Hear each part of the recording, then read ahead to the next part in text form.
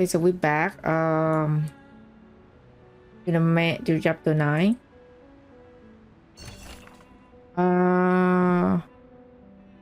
Weeping Shadow, part 5. Oh yeah, we currently on the part 5 of Doors, right?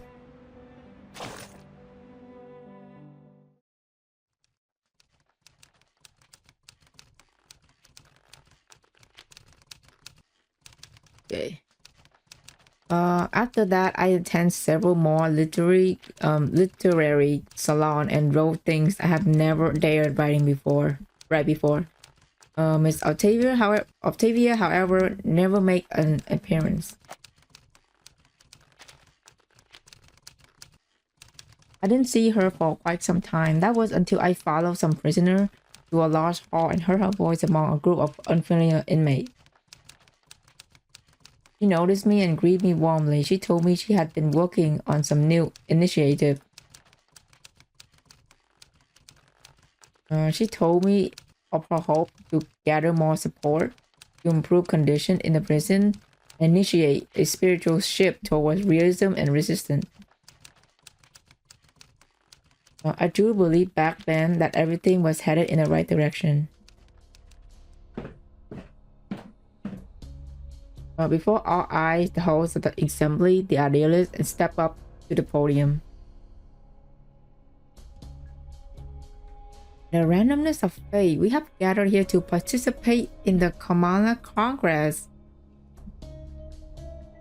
Before the eyes of destiny, historian, and astrologer alike, I now declare a new rule amendment. Oh boy. Do before a crowd of eager eyes. The winners awarded 10 pounds of gold, and the loser left with 10 flies of descent upon him. Before Kamala Congress convened, we shall assign 2 members of Luck Sociedad this noble mission. A duel decreed by fate. Doris heard the faint click of a small object rattling inside box. Jose Julio, step forward and draw the sharpest blade of your literary thought. According to the rule, I will preside over this duel with fairness and impartiality. Now prepare yourself. Why are we dueling now? The observed fictional metaphysical duel end within a fraction of a second. The victorious prisoner received 10 shining golden pill, while the loser collapsed to the floor. Oh my god. He dead. The crowd erupted into chaos. Octavia cried, rising above the noise. What's going on?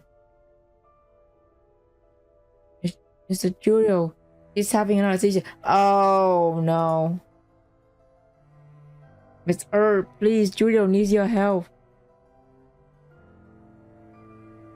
Octavia, I know you know this is all part of the randomness of fate. Randomness of fate? She doesn't argue back as she usually would. Instead, she stands frozen in place, as if stunned. What's the matter, Miss Octavia? It's an emergency. I require assistance. Answer me, Octavia. Are you trying to change Julio's fate? Because he's in... My god, this guy. Because no one should die like this. Exactly. I want him to die. Please, Miss Octavia, help me so I can help him. Her voice cracked, leaving only the sound of her stifled sob lingering in the air. What's wrong, Miss Octavia? How is his condition now? Miss Octavia?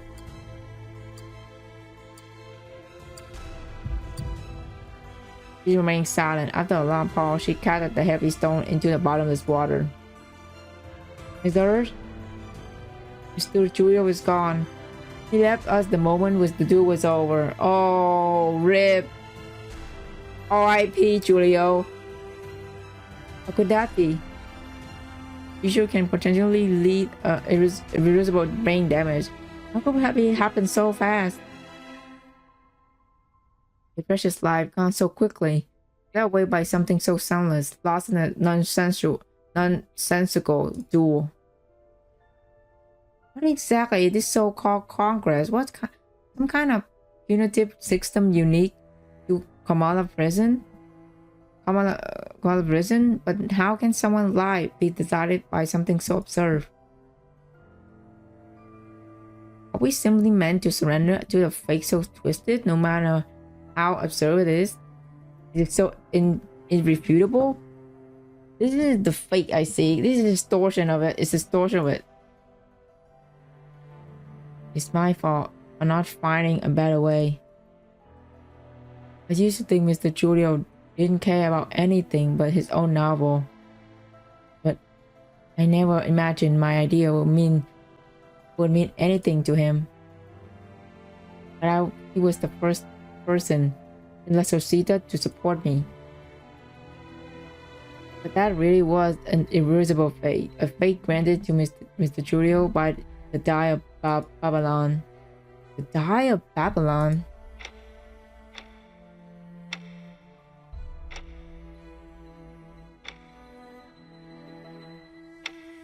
A question is left unanswered, the host of the songs go on. Hello Danny in chat. Unfortunately I can't stay. I'm super tired tonight. Hope you enjoyed it. Oh, no problem, Bob Wolf. Get some rest, man. See you next time. Thank you.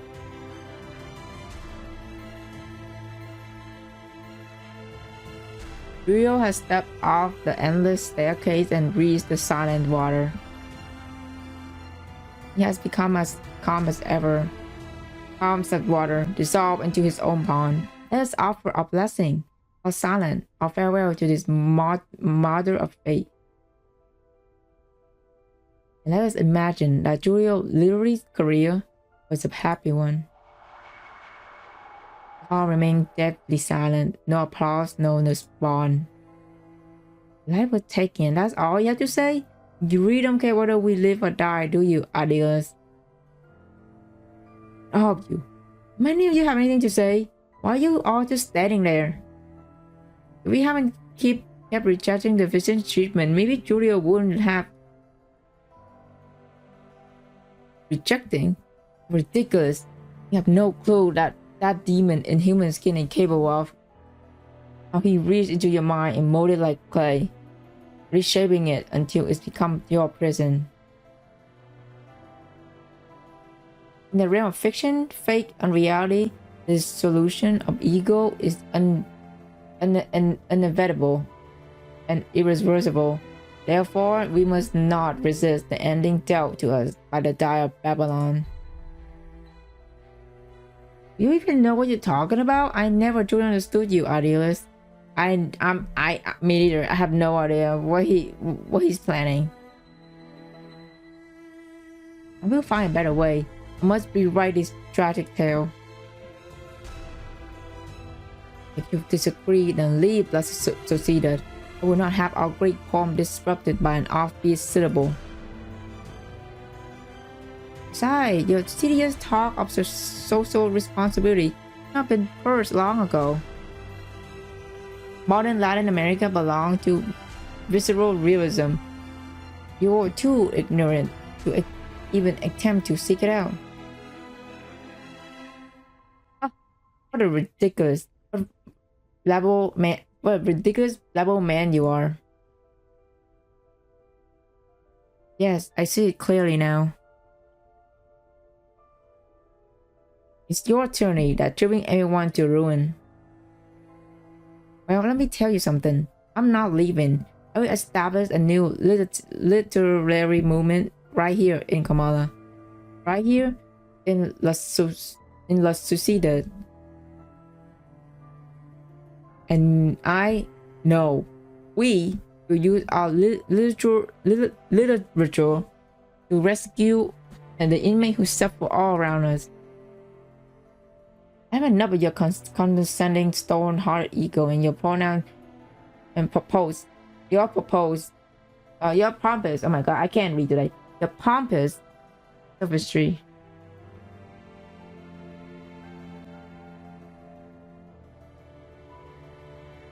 You only bring misfortune upon us with this constant rambling about that visceral realism. I hope I never see you again.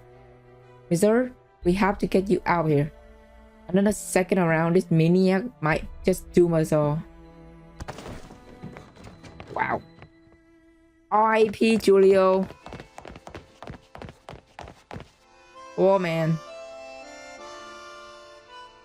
Only the physician, the true overseer of this prison, can save us from this situation.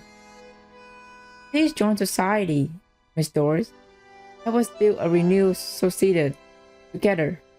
I've already spoken with the jailer. As long as we follow the rule and help them manage Kamala, we're free to discuss literature. Give me, Miss Octavia. I truly appreciate your kind offer. I'm afraid my conversation with the physician must remain private. Hi. Please answer me this question first. From what you have seen, you say this prison is circular in shape, yes? Yes, it is. Tell me, the center of this structure is the watchtower?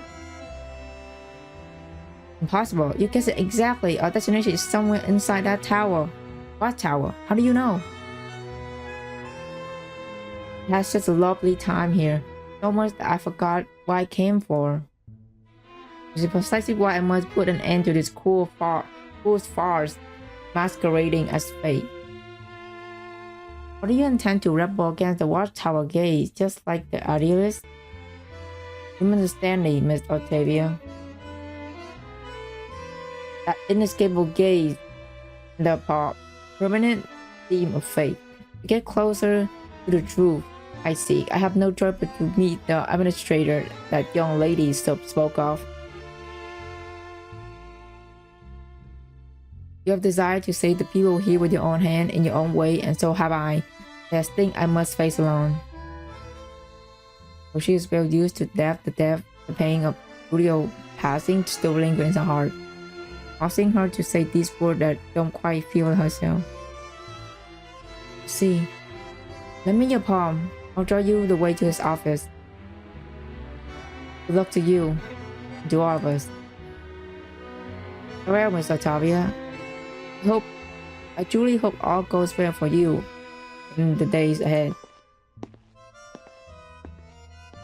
As Octavia retreats, slowly fading into the distance, she quietly adds, and in your journey finding the answer about fate too. Wow. Okay, part 12. We got achievement. Cool. Behind the operating curtain. Oh, so we're here now. We're in a tower. What disrupt this era? What unravel time? The shadow lurking in the ruin answer. Madness. Jesus Christ.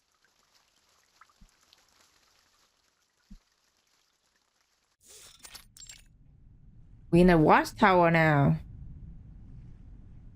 In otherwise tidy room. Oh my god, say again. The otherwise tidy room is covered in fine scratches and small unidentifiable stains. The smell of disinfectant lingers in the air and mixed with white dew. Wait here a moment. I'll report the situation and your request to Dr. Merlin. However, since he's always busy, I can't guarantee he'll agree to meet you, but I'll do my best to persuade him.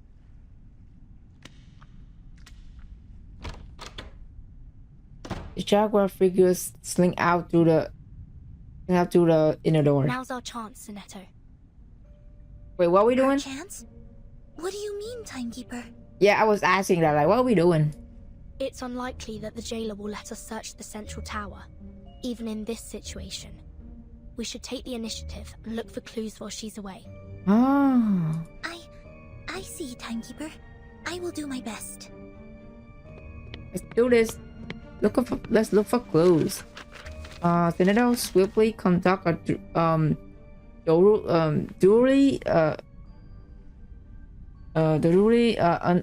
unauthorized search. Thank you for your assistance, Miss Recoleta. Without your precise predictions, we wouldn't be standing here now. I haven't yet grasped the connection between the die, your novel, and what's happening in this place.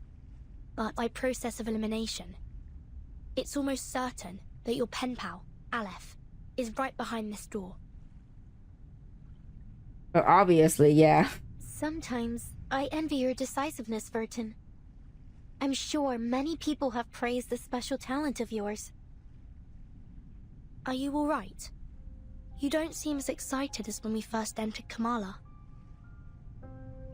Yeah, are you okay, man? Recollected how her gaze on the tightly shut door. Uncertain whether she hoped it will open now or ever again. The all-seeing sentinel of the Panopticon, veiled within the central tower. If it truly is Aleph, I don't know how to face such a terrifying and increasingly plausible reality. Sorry to interrupt, but... Timekeeper, I think you'll want to see these. Are you fine? Are you fine? Oh my god, that's our file. Signed Erd. This is a letter from Dr. Deraison. Ooh. The delicate signature matches the one on the manuscript Her folder. handwriting. It's as beautiful as I'd imagined. Who is it addressed to? Dear Mr. Aleph. Oh, what is Aleph? Aleph? Well, let's confirm it. He's here. Looks like Deraison and Aleph are acquaintances. Or at least, they've had some correspondence. Dear Mr. Aleph, my apologies if this reaches you at an inconvenient time. I am Deraison, pen name Erd, an ordinary inmate of the Panopticon of Kamala. I write seeking your guidance, if you wouldn't mind offering it to me. I heard from the physician, Dr. Merlin, that you have the answer to every question. A statement which has been echoed by the idealist and the other inmates. I have something I wish to ask you. What exactly is your role at the prison? Chief Warden? A secret backer? An observer who dominates the prison?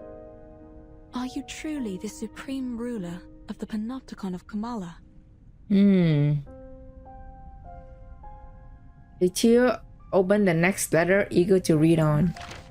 Dear Erd. Oh, his reply. Okay. I do indeed have answers for every question, including yours. I'm afraid every one of your speculations is off the mark. I am merely an inmate who chose to imprison himself here. And allow me to point out that your identity isn't as ordinary as you claim. Why is it that you, my fellow inmate and guest of Manus Vindictae, are so interested in Kamala? Dr. Deraison, a guest of Manus Vindictae. The muffled shouting got to interrupt their reading. It came from inside the room. Do you think they're okay? The jailer and the physician! What happened? The door defied any attempt of an answer, searing all even from I'm Will. not sure, but it could be bad. Come on, let's go in and see if they're all right. What is happening?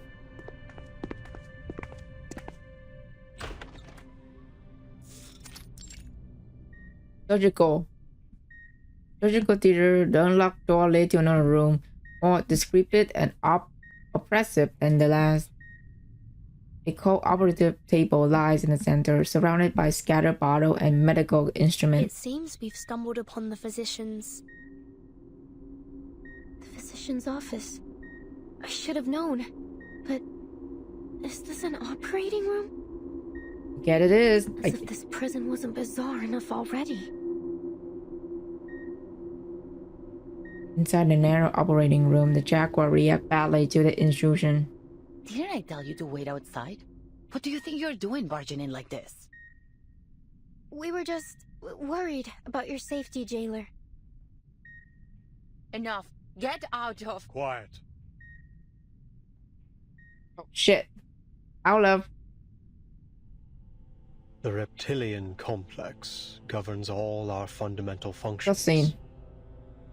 Our heartbeat, breathing, fight or flight responses, and our territory and hierarchy awareness. Our primitive ancestors, like reptiles and birds, followed such instincts to survive. Through millions of years of evolution, we developed the limbic system. This processes emotions and forms memories. It allows us to feel fear, sadness, anger, joy. Our behaviors are given meaning. Now it's the neocortex that makes up more than 2/3 of our total brain volume. What is happening? Language, perception, logical reasoning, abstract thought. This is what forms the complexity of human nature. We read, create, perceive. We try to understand both the world and ourselves. We are forever setting goals, one after another. And all this, these multitudes, happens within the Is he about to do a confines of the surgical or skull, someone? in the tight folds of the crowded cerebral cortex. Bro about to do brain surgery on some random guy. Is he performing surgery? I mean, he about to do so. Such a delicate and elaborate organ. Were it unable to forget, what would come of it? Can Dude, what is this space, music, man? no larger than It's the getting palm scary. of my hand, truly accommodate dozens of people at once? He about to do brain surgery on some guy.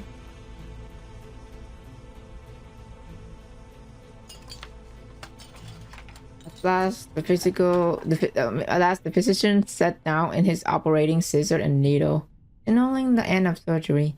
At the same time, the old machine issued an alarm, signaling that his patient's vital signs are wavering. Oh, What's happened to the patient? It looks like he's dying. anxiety rises as the questions go unanswered. On the screen, the last waveform disappeared, leaving only constant factor. Well, he's gone. Rip. ¿Fracasó la cirugía? Nonsense. The surgery was a tremendous success. Are we sure his the beeping sound stopped? I have erased his debilitating hysteria and restored order to the panopticon. What are you trying to achieve by barging in here? Man behind the operating table stares at the uninviting guest expectantly, but does not give them a chance to respond. Forget it. The next operation requires my attention. He was like, what are you guys doing here? And then he just like, you know what, never mind. I'm just gonna move to my next patient. Jailer, show them out. Bring me the next patient in 15 minutes. I'm sorry, Miss Burton. I'm afraid you have to leave now. Nicoletta stepped forward, blocking their path. There's a hint of pleading in her voice. Please, just let us speak with you. It'll only take a moment. I have something very important I need to ask. The question is not giving time to take shape. Important. Nothing is of greater importance than my experiments in the Panopticon, outsiders. To ensure they continue, the stability of time and schedule is absolutely paramount. Experiments in the Panopticon. So you really are the controller of the prison, then? Controller? What an outdated notion. Superficial, really. The Panopticon has no need for such power, regardless of who occupies the central tower, or even if no one's there at all. Every inmate is both the observer and the observed, both wielders and subjects of power. Achieving such a state requires no physical or violent measures. The structure of the Panopticon itself is the mechanism which sustains it. Kamala is simply a manifestation of this model. Once I confirm its feasibility and adaptability, this model can be applied to any functional setting with only minor modifications. So far, it has proven to be far superior to any current system of governance in our world, transcendental even. Curse it. Why am I wasting time explaining this to you? Time is running out. The investigator keenly sensed the key within his word. Dr. Merlin, you keep mentioning time. What exactly do you mean by that? Really? You need to ask? Even those oily-headed lunatics know it. The end of this era is imminent, is it not? He's so mad when wasn't asked him that. Indeed, the word that's so close to being spoken. You know about the storm? That's what you call it, is it? A storm that washes everything away? You employees of the St. Pavlov Foundation should know better than I. Soon, this era and everything in it will cease to exist. I must prove the feasibility of the Panopticon model before this place is turned to ruins, or something even more unrecognizable. A storm that washes everything away? Burton, what on earth are you two talking about? The storm is coming, basically. The conversation extends beyond even the most imaginative creation of an inspiring writer. The storm is coming, girl. No one can predict the era to which we will be reversed. I have seen the eras change time and time again. The transformation of this place, over and over. But no matter which era each of these 9 storms, as you call them, has taken us back to, Cordeismo continues to plague this land. Dependency theorists, martyred revolutionists, I've seen them all.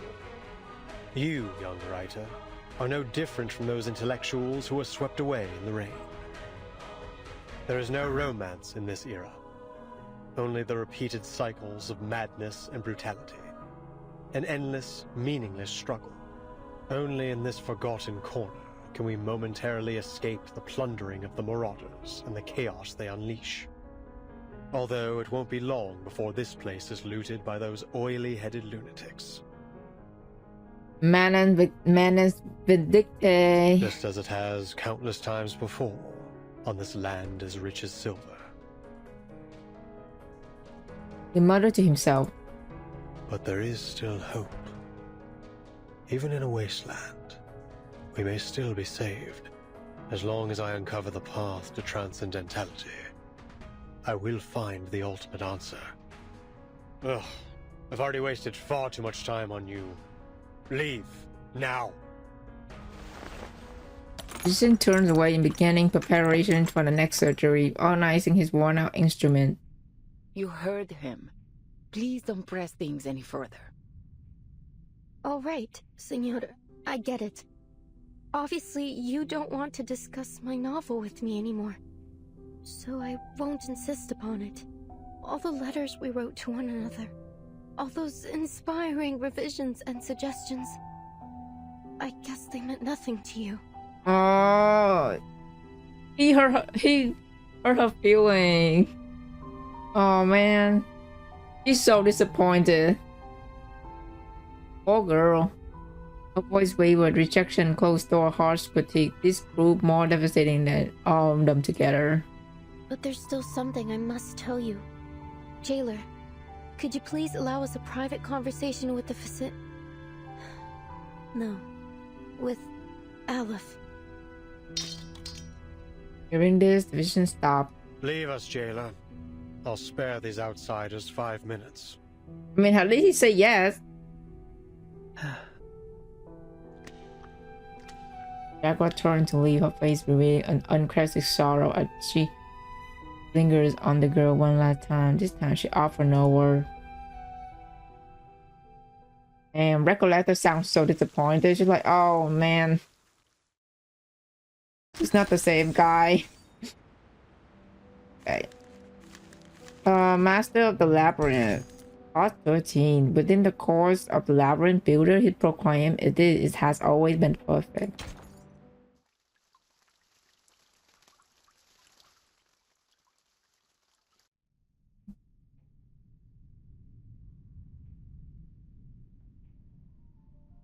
Only the steady beeping of a heart mother keeps the eerie silence at bay.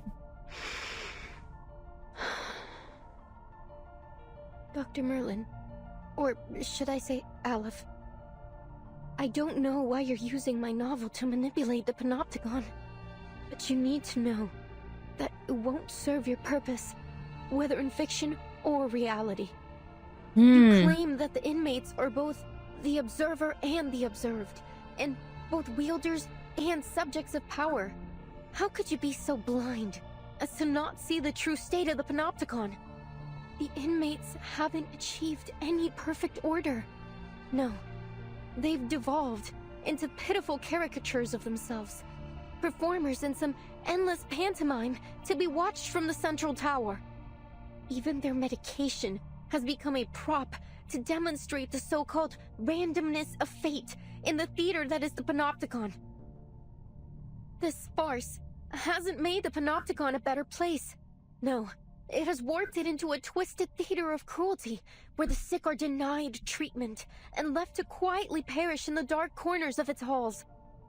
And literature has died alongside them. This prison is a monster, born under the gaze of this all-seeing power. Aleph, is this truly the ultimate answer you've been searching for? Oh. Vision suddenly seems startled, stepping back and accidentally knocking over his tool. Oh, that got him, huh? What? Are you suggesting that this is the answer I've reached? That my experiment has been a failure all along, and I've been too blind to see it? I mean, do you see it? No, impossible. Foucault's theory is flawless. Having his life work denied is something he cannot tolerate. The man searched the tabletop with feigned composure, but in doing so, he unintentionally swept all the surgical tool onto the floor. I have removed every obstacle to the running of this prison. It is pure, sacrosanct. I have constantly re-evaluated the system, adjusting my instructions to my subordinates to ensure the most efficient maintenance of the established order. And now, you stand here and tell me that everything I've done has been meaningless from the very beginning? Well... That the power model I have implemented has already been replaced by an alternative? No, outsiders. The perfect order of the Panopticon shall not be disrupted. I will not be swayed by your lies. This facility is superior to all others. Nothing here escapes my notice. At last, in a barely noticeable corner, he finds the 20-sided die wrapped in black mist. That said, it isn't easy to work a miracle, as we all know. I shall personally verify it. All oh my god. myself. Oh shit. Oh my god, what is happening? All his emotion dissolving as he gripped the die. The narrow operating room shake as if responding to him, emitting the distorted screech. What's happening? I'm asking the same thing, Virgin. Oh god. Visitors from another era. Let's see. You have come here with plagued ideologies in an attempt to break the subtle balance of the Panopticon. But did you not notice the tiles beneath your feet? The cracks and water stains on the walls, constantly changing right before your eyes. This room, the previous room, every room, you have blindly wandered through them, seeing them as nothing more than the building blocks of a monotonous labyrinth. But this place was not born from the chaotic imaginings of a madman. No. Every inch has been crafted through the meticulous harnessing of order and power. Every wisp of spider silk drifting in the wind. Every speck of rust on the gallery rail. Every detail of the Panopticon has been built by my own hands. With this ever-shifting die, concepts may be transformed into reality, and ideals into substance. I observe the movement of every entity, the passage of every second. The moment you entered this realm, you too became subjects of my experiment. Dude, that soundtrack is so sick. Prisoner. Are we fighting him? Who's the enemy? Oh shit, we fighting Outlaw. I'll keep it safety. Let's kill I time have- together. Admit it. This is all getting out of hand. Okay, I have Charon, but I don't have his side cube yet, so I cannot bring him to the battle. Impossible! All is under the Dai's control. What may appear to be chaos is nothing more than a temporary deviation. Target Sterilize. by God's grace. It will be over before you feel it.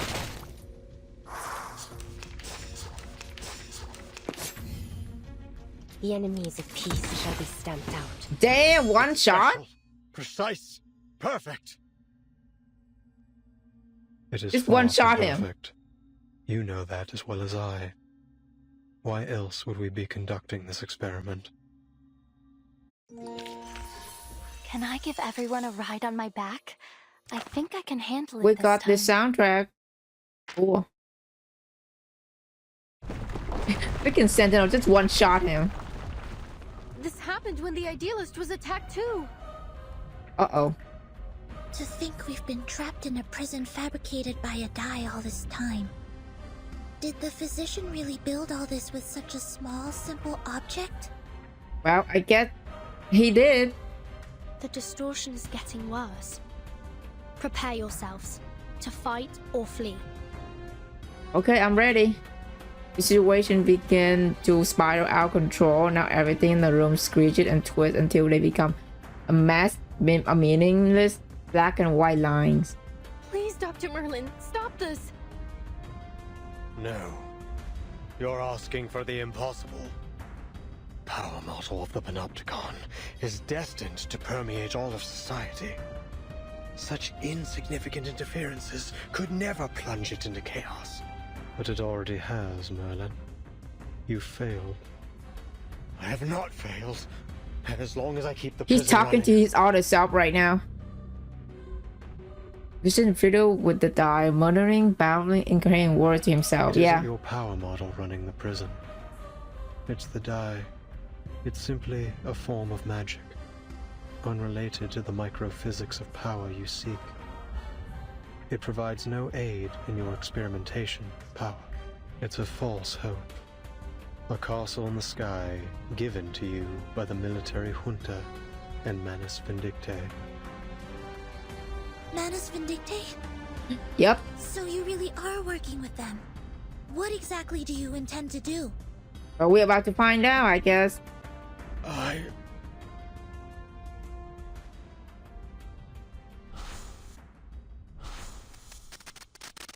Oh god. Then I've also failed. Everything is glitching. I've ended up a pathetic fool, lost in the chaos of reality. Just like the idealist chasing visceral realism, Paracelsus seeking the fountain of youth, and Zahir obsessing over the one-sided coin. When did it all start falling apart, Aleph? When the doorknob loosened? When the prisoner's wounds started to fester? Or when the daily disinfectant concentration reached 28 milligrams? Or was it when Warden Tartuffe left Ushuaia with news of the Foucault Association's dissolution? This place should have been the ideal ground for psychoanalytic practice. Why did they halt all research, all discussion? We've been abandoned, haven't we? By eras old and new. You designed and have maintained everything in Kamala, right down to the smallest detail.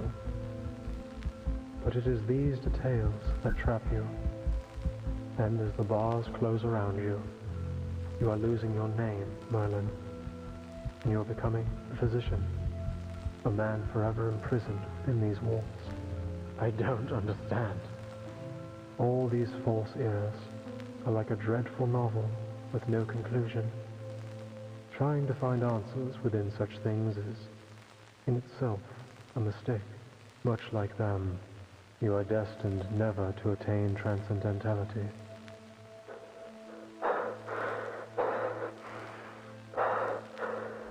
Tell me, Aleph, Does the ultimate answer even exist?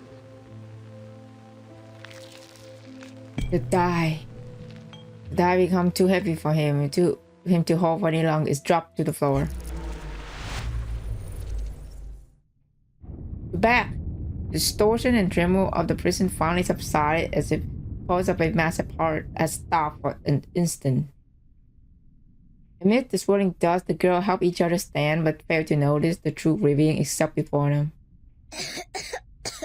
Timekeeper, are you alright? Yes. And you? And Miss Recoleta? Are you okay? Miss Recoleta? The smoke cleared, but no one responded. The name of the girl simply stared in shock at the figure before her. You're... Oh, are we about to see his true form? I love true form. The word utopia derives from Greek. Oh shit. It means no place. Here he is. What he really looked People like. can't understand the structure of the labyrinth, yet they continue to follow its paths. They cannot comprehend the mechanics of fate, yet they believe in its jurisdiction. As if, by doing so, everything will naturally fall into place. Dude, this track is so sick. And now, There he opponent is. approaches. His real form. How good it is to see you, pen pal. Hey, man.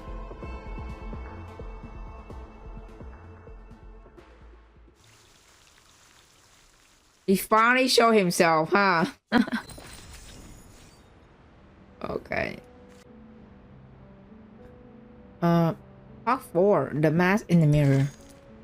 Between two mirrors hang a single object, two faces, cascading into the infinite. Oh wow.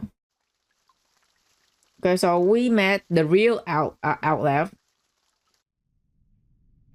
Let's see. Where did the physician go? Wait. Yup, it's him.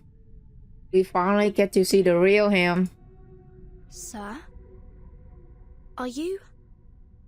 Outlaw. Someone noticed when the unfamiliar prisoner appeared.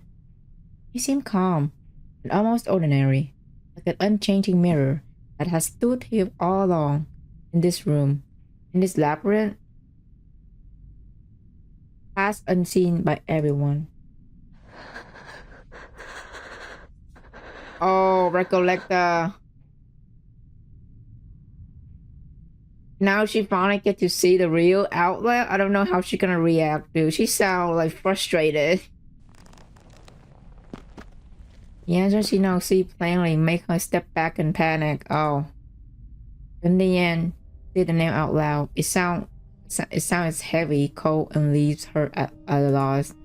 Aleph. It's you. My pen pal. Oh, the real outlaw. Commander Pleasant. Yup, we're here. Also, hello, Abdius. Hello, welcome. You are, in fact, in Comana.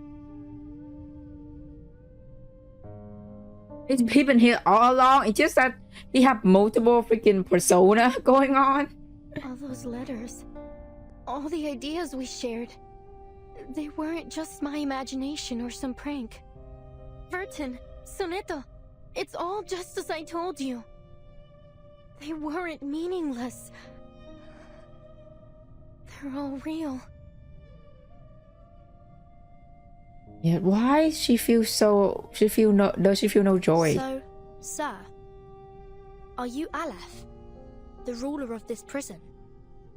Are you the one controlling the panopticon with the die? The one hiding Miss Dores's whereabouts? What curious inquiries. Quite different from the last 2,666 questions I've received. He sounds so calm. My guests, you may call me Aleph, or by any other name, be it a symbol of God's oneness or a farcical epithet. I am merely one of the many prisoners who voluntarily reside here, A single letter in the alphabet of the Panopticon. A letter? The way you speak is quite different from Dr. Merlin. Still, I wonder what your relationship is with him. In the dim lighting, the man looks drained of all energy. But allow me to make a guess. You're Dr. Merlin, aren't you? Yup. He's the idealist. He's also Dr. Merlin. He's basically all those two. I'm afraid that's not entirely accurate. But you may think of it that way. Okay. Merlin is a figment born of my mind. An incomplete reenactment. He is me, yes, but not entirely. He, or rather they, failed to find their answers. They fought against their predestined fates, only to be inevitably crushed under their weight. I simply stood by and watched it all unfold. That was the extent of our relationship. His voice is so charming, yeah, right? So chill and relaxing. Unlike fucking Merlin, it's just like so irritating all the time. They.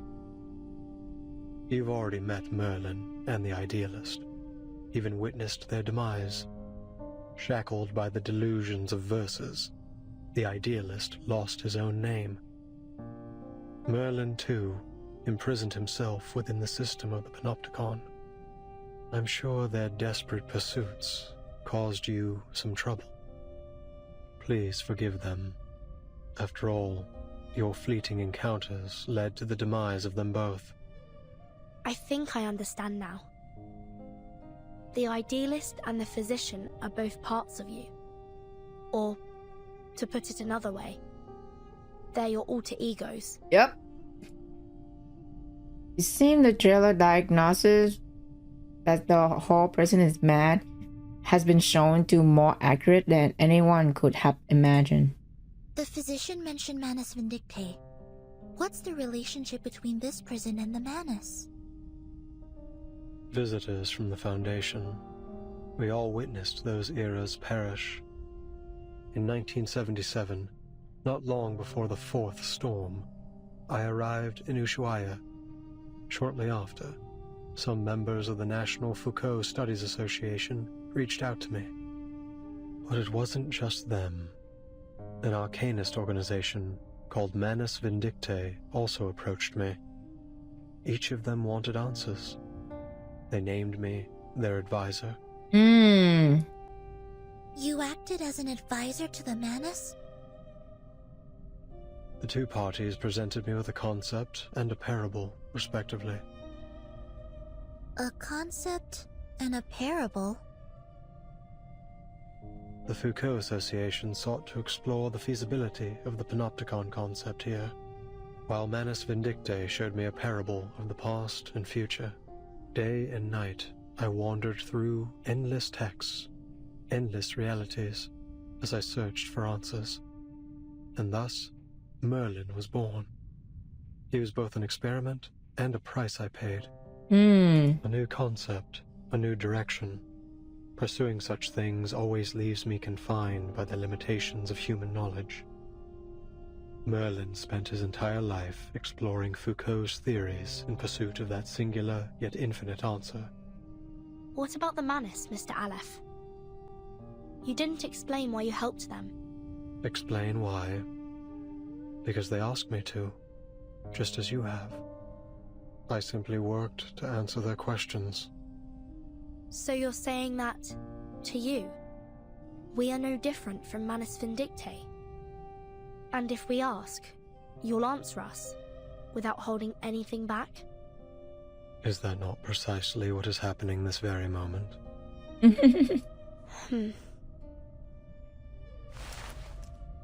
Aleph picked up the fallen die. It flickers with a familiar, comforting glow. This is what the Manus gave Merlin. A magical die named the Tear of Kamala. It was once a gemstone that belonged to a god. At the beginning of the century, explorers plucked it from an ancient gate they discovered in Antarctica. I heard that we're going to Antarctica next To the chapter. explorer's amazement, the gemstone could turn human desires into reality. So they cut it into a die, a symbol of fate, and used it to build a sanatorium, which was later transformed into the panopticon you are standing in right now. His words are direct, yet they still leave the outsider perplexed. Then, Aleph, you really are the mastermind behind the panopticon? The silent girl gripped her notebook, her knuckle turned white from the pressure. The draft of an unpublished novel, with words that only she knew, countless hours spent at her desk, with self-reflection, meticulous questioning, revision, and scrutiny of every word. I book holds the light with its writer. You said Merlin used the panopticon to seek his answer. What does that have to do with my novel? I don't get it, Aleph. Why would you use my novel to manipulate this place?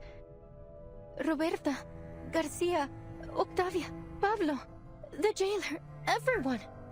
Not one of them deserved to be trapped in a deadly loop in which everyone's fate is already predestined. They're just like the ghosts in Amalfitano, inescapably trapped within the ruins. Tell me, what is it you really want? Hearing this, the lonely prisoner fidgeted with the die, looking puzzled. It's not about what I want. It's about what you want. The third line of your first letter. You said you wanted to give the rise and fall of sanity an ending.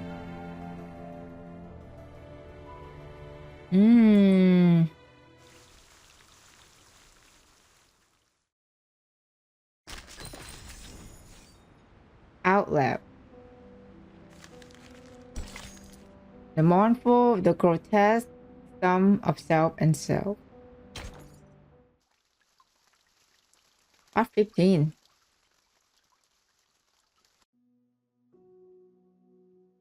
Los registros históricos del Dado de Babilonia aún se pueden encontrar en la biblioteca de la Universidad Santa Teresa. No. Una apertura como esta haría la historia demasiado ambigua.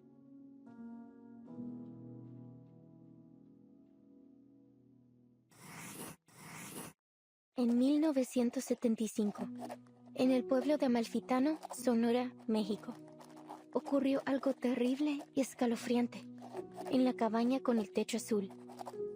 Todo comenzó con las costumbres peculiares de los Espera, ¿cómo supe todo esto? Necesito agregar un ro para el narrador. El cuentacuentos. Scratch it all out. Un poeta surrealista de México me contó esta historia. Una anciana entró en el bar, al que solía ir en el pueblo.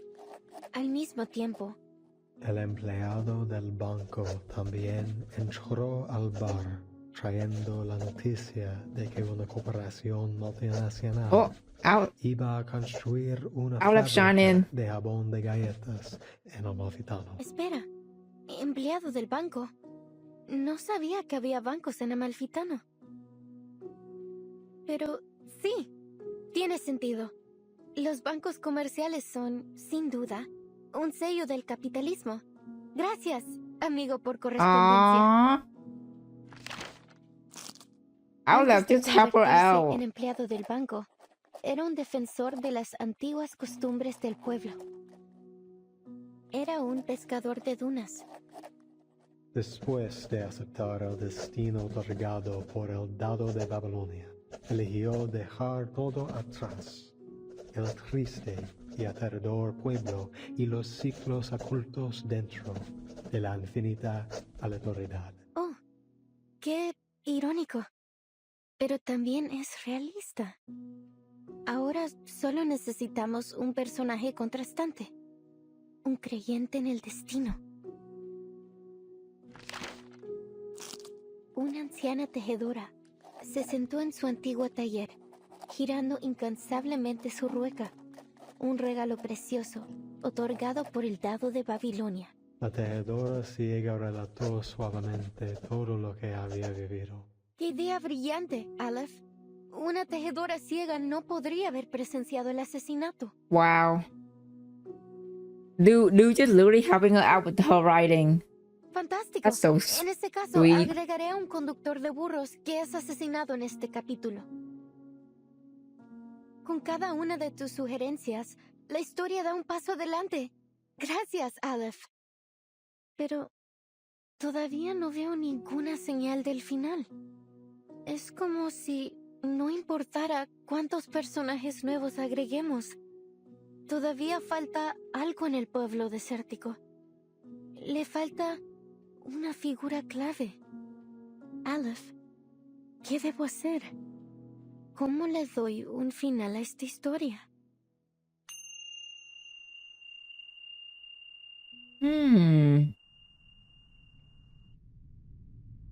Tú misma me preguntaste, ¿cómo le doy un final a esta historia? You asked me yourself, how do I give this story an ending? Me describiste cómo tus palabras se habían transformado en un rompecabezas desmesurado infinito, un lenguaje irreconocible, una colección de información ambigua y una parábola que había perdido todo su significado. You described to me how your words had transformed into an immoderate, infinite puzzle, an unrecognizable language, a collection of ambiguous information, and a parable that had lost all meaning. La ausencia de un final aún te roe, atrapándote para siempre en ese abrasador pueblo desértico. The absence of an ending still gnaw at you, forever trapping you in that scorching desert town. Todo lo que estoy haciendo es intentar encontrarlo para ti. All I'm doing is trying to find it for you. ¿Estás diciendo que has estado manipulando los acontecimientos en el panóptico desde que intercambiamos cartas por primera vez septiembre pasado? Are you saying you've been manipulating the happenings in the Panopticon like this ever since we first exchanged letter last September? Oh shit. She struggled, mainly hoping for him to deny it. Sí, cada vez que revisabas la novela, se hacían ajustes correspondientes en el panóptico. Reflejar fielmente las complejidades de cada detalle era clave para asegurar que la historia avanzara sin problemas. Yes, every time you revised the novel, corresponding adjustments were made in the Panopticon, faithfully reflecting the intricacy of every detail has the key to ensuring the story proceeds smoothly. Estos ajustes los manejaba principalmente Merlin, a veces el idealista, y antes de ellos, Zahir y Paracelso. Just as the adjustments were handled by Merlin mostly sometimes, the idealists, and before them, Zahir and Paracelsus. ¿Cada vez? Every time? 6 versiones de la historia del Amalfitano ya se han desarrollado en el panóptico. The version of Amalfitano story have played out in the Panopticon already. Eso significa la rana aplastada en el barro, la vaca muriendo de vieja, el lirón cayendo al mar. Does that mean the frog crushed in the mug, the cow dying of old age, the dormouse falling into the El sea? fantasma asesinado en el duelo. Y los cambios repentinos al dado de Babilonia. The ghost killed in the duel and the sudden changes to the die of Babylon? Todas las revisiones que sugeriste. Todas las muertes. El caos y la locura. ¿Realmente sucedieron aquí mismo? All the revision you suggested, all the death, chaos, and madness, they all actually happened right here? Never knowing prisoners fall into long, dark silence, he would not answer a question, and the one asking already know the answer. Incluso la eternidad tiene sus límites, Recoleta. Even eternity has its limit, Recollector. In the 6th revision, we added the Blind Weaver, an extraordinary figure, just like the paracausality researcher who carries a suitcase that you introduced in your 7th letter. The paracausality researcher carrying a suitcase. Miss Recoletta, is this character really based on the Timekeeper? Definitely based on Vorten. What? Of course not. The paracausality researcher is an entirely different character. Are you sure? Don't you understand? We're only one die roll away from the ending. I'll uplift the core of the infinite labyrinth. The tear of Kamala swirls slowly in his hand. I don't. What on earth are you trying to do? Oh shit. Not again! The filament lamp of the operating room dim in time with his motion. The wall rippled like water, then transformed into countless mirror. Oh shit! With the mirror, the endless stream of information appear. So many phone. Oh, so many phone from different era. Hello? Where are we? It's a seemingly possessed terraforms babble, an old radio sing, a flickering slide, projectors whirl and crack, muted film projector spin, the timetable open, and a dictionary of countless languages slow past. Room without an exit, an eternal predicament, a prisoner dwelling. Recoletta, it is the cycle of fate that has brought you to the Panopticon of Komala in Ushuaia. Now, return to the rise and fall of sanity. Return and become a character once more. You've been searching for its ending, but how could you possibly find it when you're no longer inside the story? I believe that this time you will witness the grand finale with your own 2 eyes. No more sadness, no more loneliness. The answer you've long sought lies in the inevitable final roll of the die.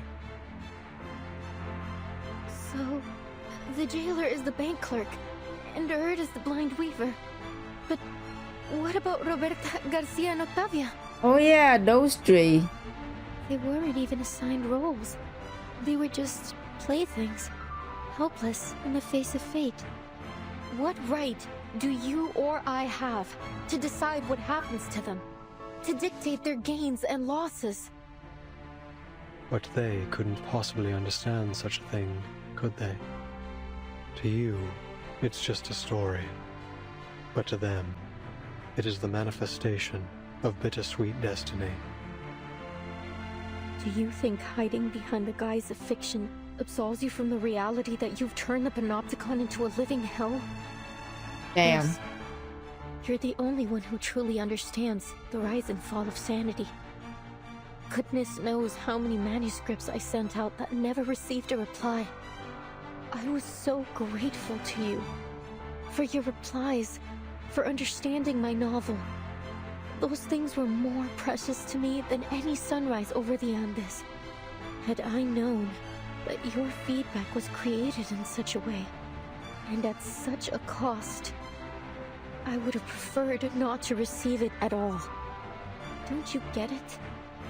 Even if they don't understand my novel, the people I meet are still my friends. Whether we took a long journey together, or we simply chatted for a few hours, we formed an inseparable, miraculous bond. They're a part of me. Aww. How could you treat them like fictional characters? It's disrespectful to my work, and to life itself. The writer resistance is so sharp that it's cut through outlet carefully constructed labyrinth easily. But you raised the question yourself. Why do you resist receiving its answer? He lowered his head, and for the first time, crack appeared on that indestructible mask. Oh, his mask! Oh shit! They're always like this, aren't they? They throw a question at you, only to abandon it along with the fading of the era. They are ripping his mask off. Oh, that's such a cool emote, man. Like not emote, but like a idol. Like an idol that for the sprite. That's so cool. They're just ripping his mask off. This storm will spare no one. You've known it all along, Alice. Only the timeless Panopticon can maintain control. The all-seeing tower. The perfect governing system. What a hopeless fool you are, Merlin. Haven't you heard what they say? There is no need to build a labyrinth when the whole world already is one. Your meaningless questions will be swept away by the tides of time, only to resurface on the shores of our minds once more. We've seen it happen, over and over again. Surely you've realized by now that the only true meaning can be found in literature.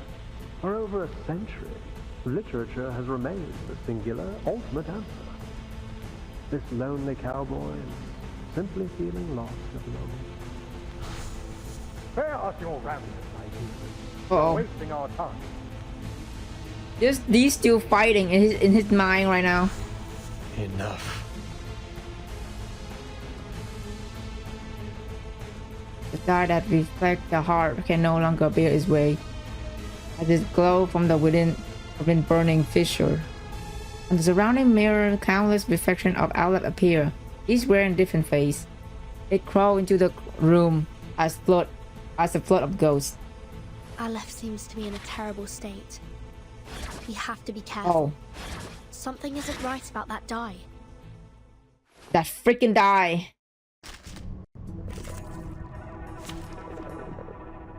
Who are we fighting him?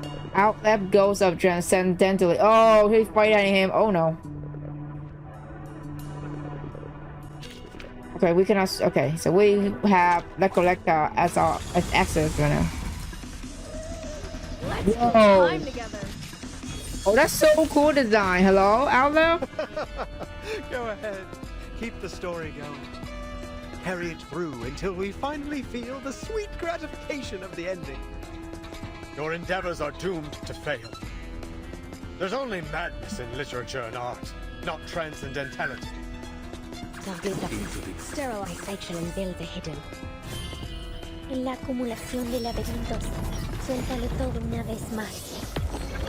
The power of writing. This ends now. Liberato da predetto. The enemies of peace shall be stamped out. Get him. Not a fan of my work, I take it? Dumbass. A shot hit.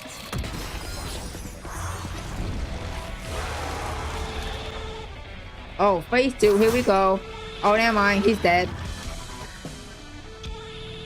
These explorations, these fractures, they're all failures, aren't they? In this infinite expanse, I feel nothing but infinite sorrow. The VODs activate, Nice. but the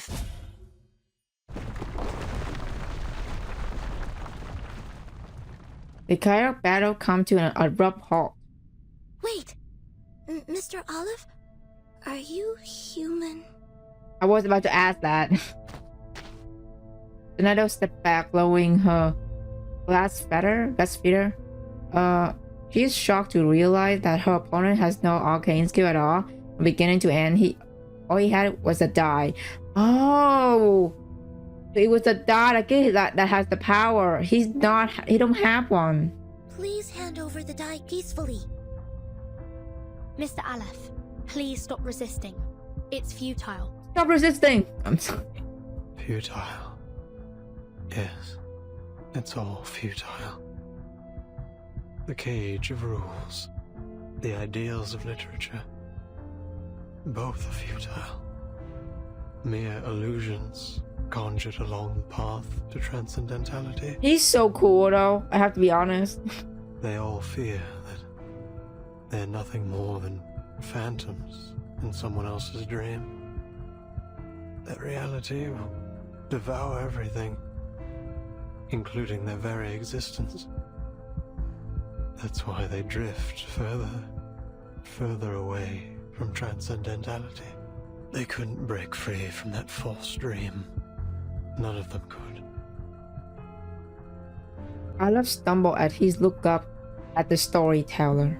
Both the physician and the idealist walked toward their own destruction, just as I expected. But your novel still has hope, Recoleta. Its ending hasn't been written yet. We cannot deny that it may be the answer to achieving transcendentality. You're not going to stop, are you? Not until you get your answer. Sonetto, we have no choice but to seize the die from him by force. Let's take it from him. Let's take the die from him. No arcane energy gathered at the tip of her glass feather. At this moment, the silent Tori said a step forward. Enough. Oh shit. I said enough. She shakes as she revealed a notebook that has never left her side.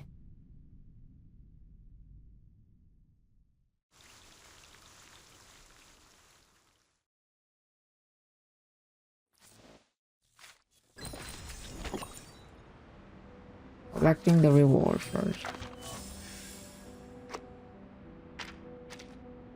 Act 16, the boundary of fiction. She does not hesitate.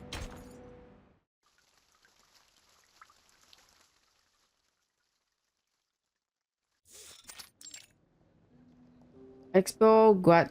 I did not read it. 1990. Guadalajara.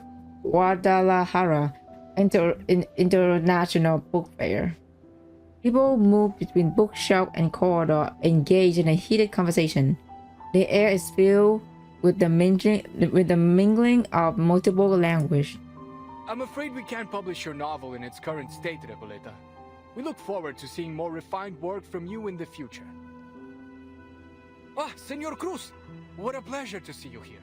I'm an editor from the Naranja Dulce publishing house. Could you spare a moment to discuss the copyright for The Bluebird? We're huge fans of your children's literature.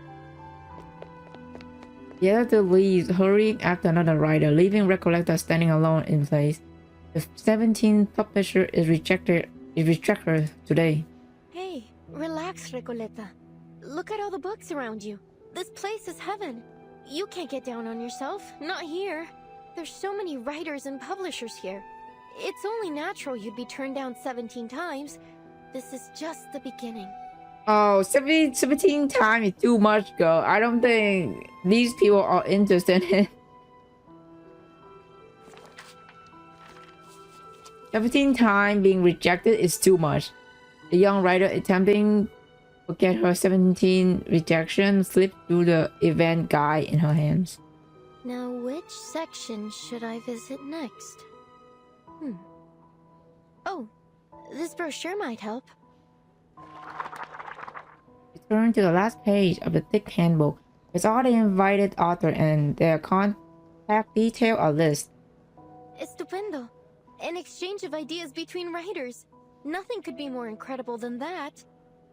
I recall James Joyce was inspired by a letter he received from Henrik Ibsen. So, maybe what I need is to find someone to share my manuscript with. But who? Tadeo Emasums. Aleph. Averroes. Aleph!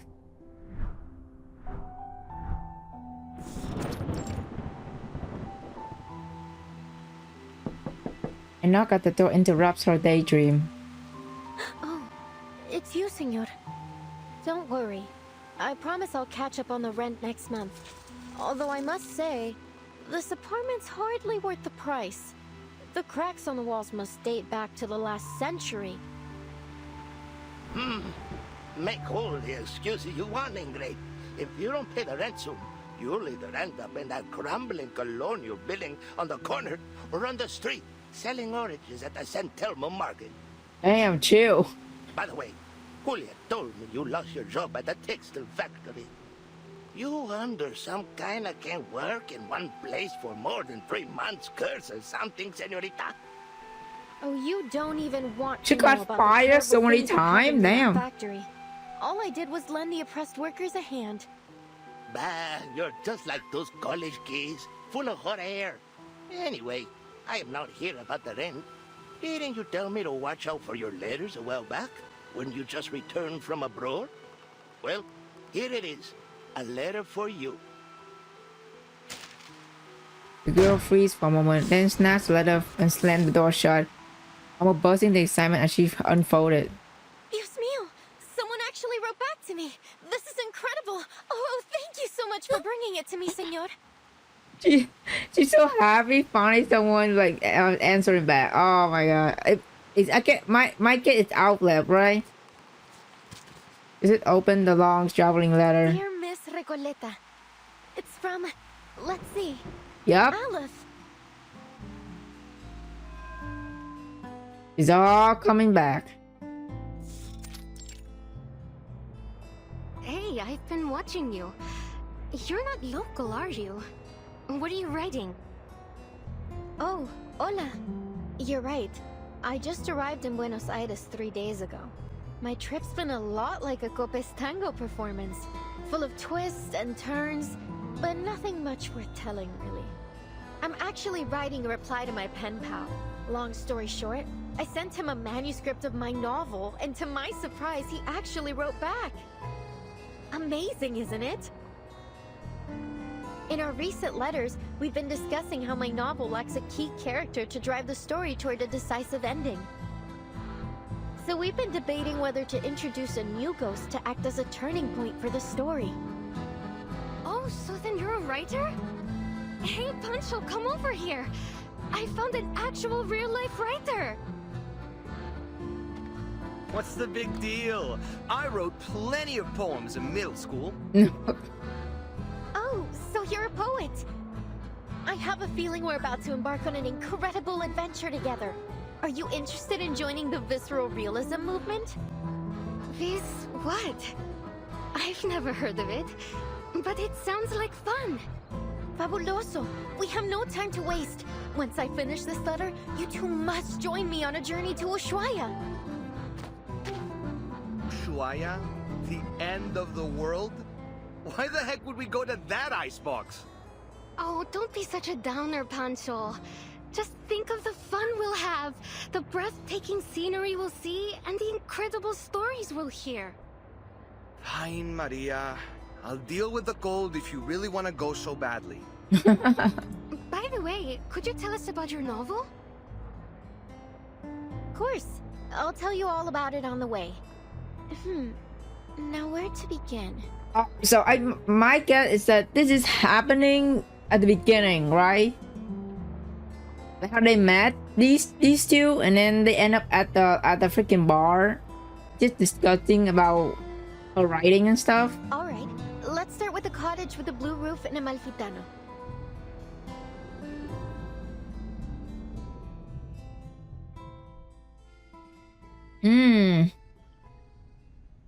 It's been 6 months since we first exchanged letters. Damn, 6 months? Since then, I've been traveling. First from Chile to Mexico, then from Mexico to Argentina. And I've never stopped writing. I'm not really sure what the purpose of my novel is.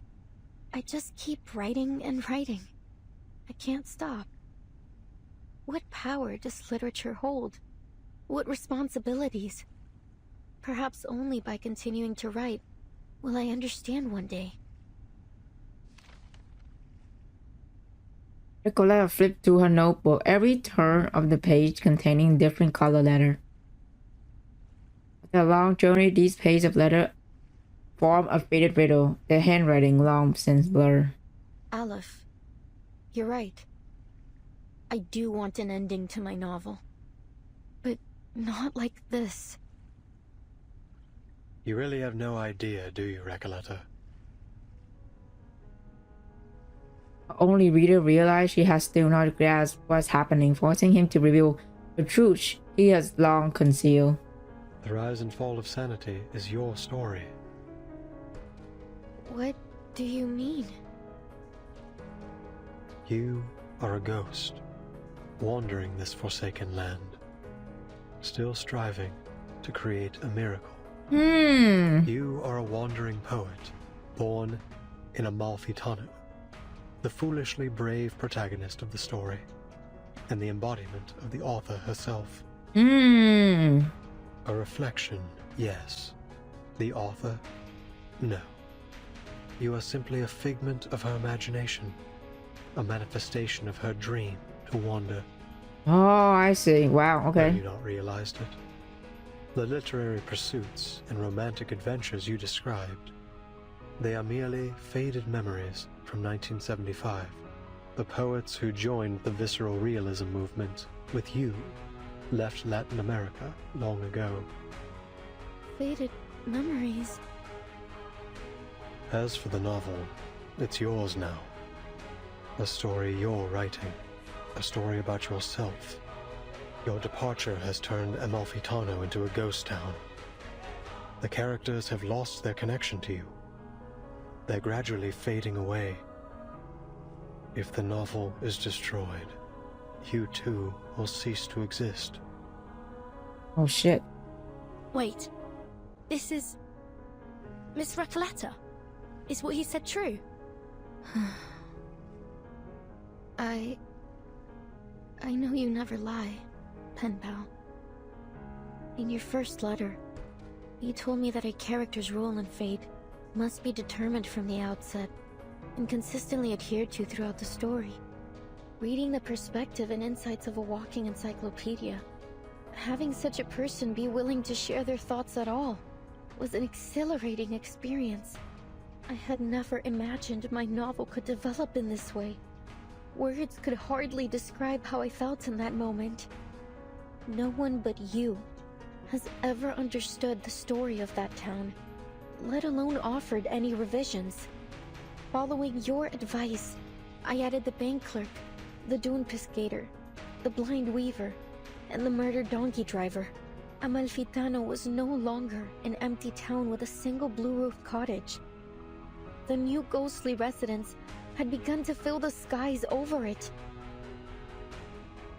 The story was finally reaching completion.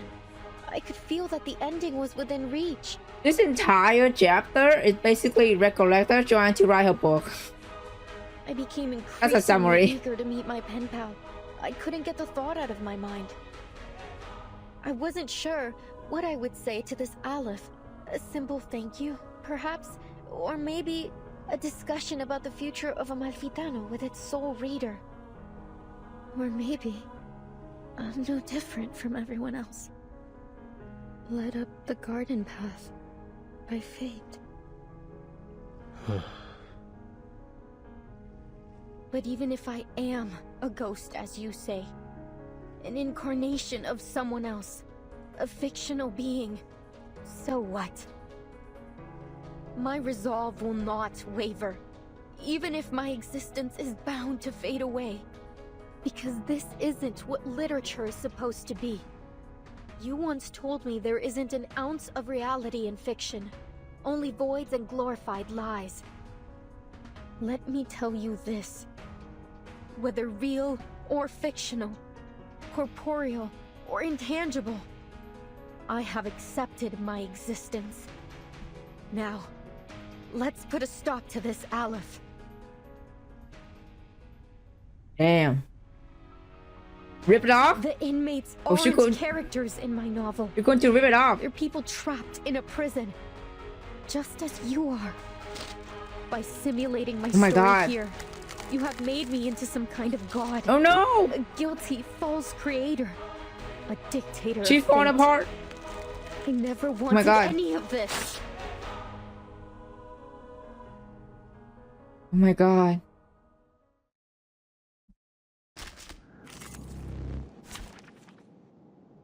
Wow, wait. The door side beggar? Straight to the point. Holy I like shit, that. dude. She literally Lo veo. destroyed her journal. La frecuencia perfecta. La admirable aleatoriedad del destino. Creo que lo he encontrado. La fuente del dado de Babilonia. Las deudas de los muertos. Esas facturas. Todas han sido hechas trizas. Ya no estoy atrapado.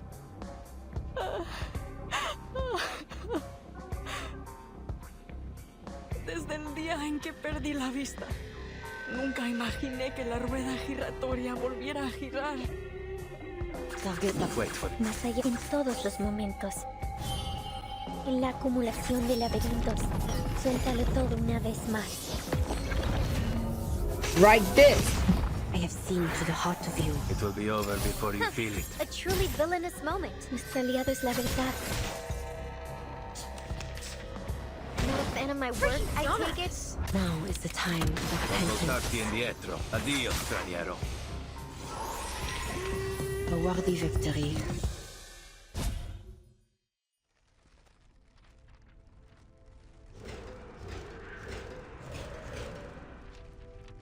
All the element, oh my god, shadow word and ghostly illusion flaw forward, breaking free from the story structure, and the gap between is lying filled with regret and obsession. Horns, leather, and book page flutter in the air like snow in the crystal globe on the winter night. Everything is quiet. Huh?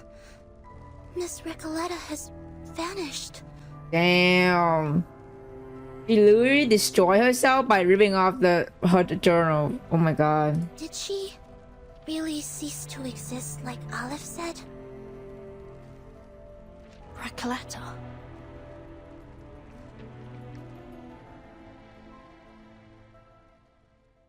Is she really dead? Holy shit.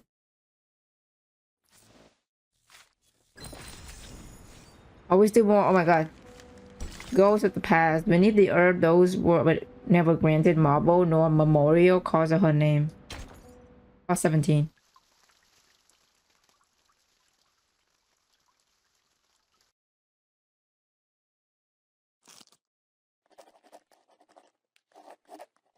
An unknown night, the wind cannot read fast, bro. I'm just gonna read with my read quietly.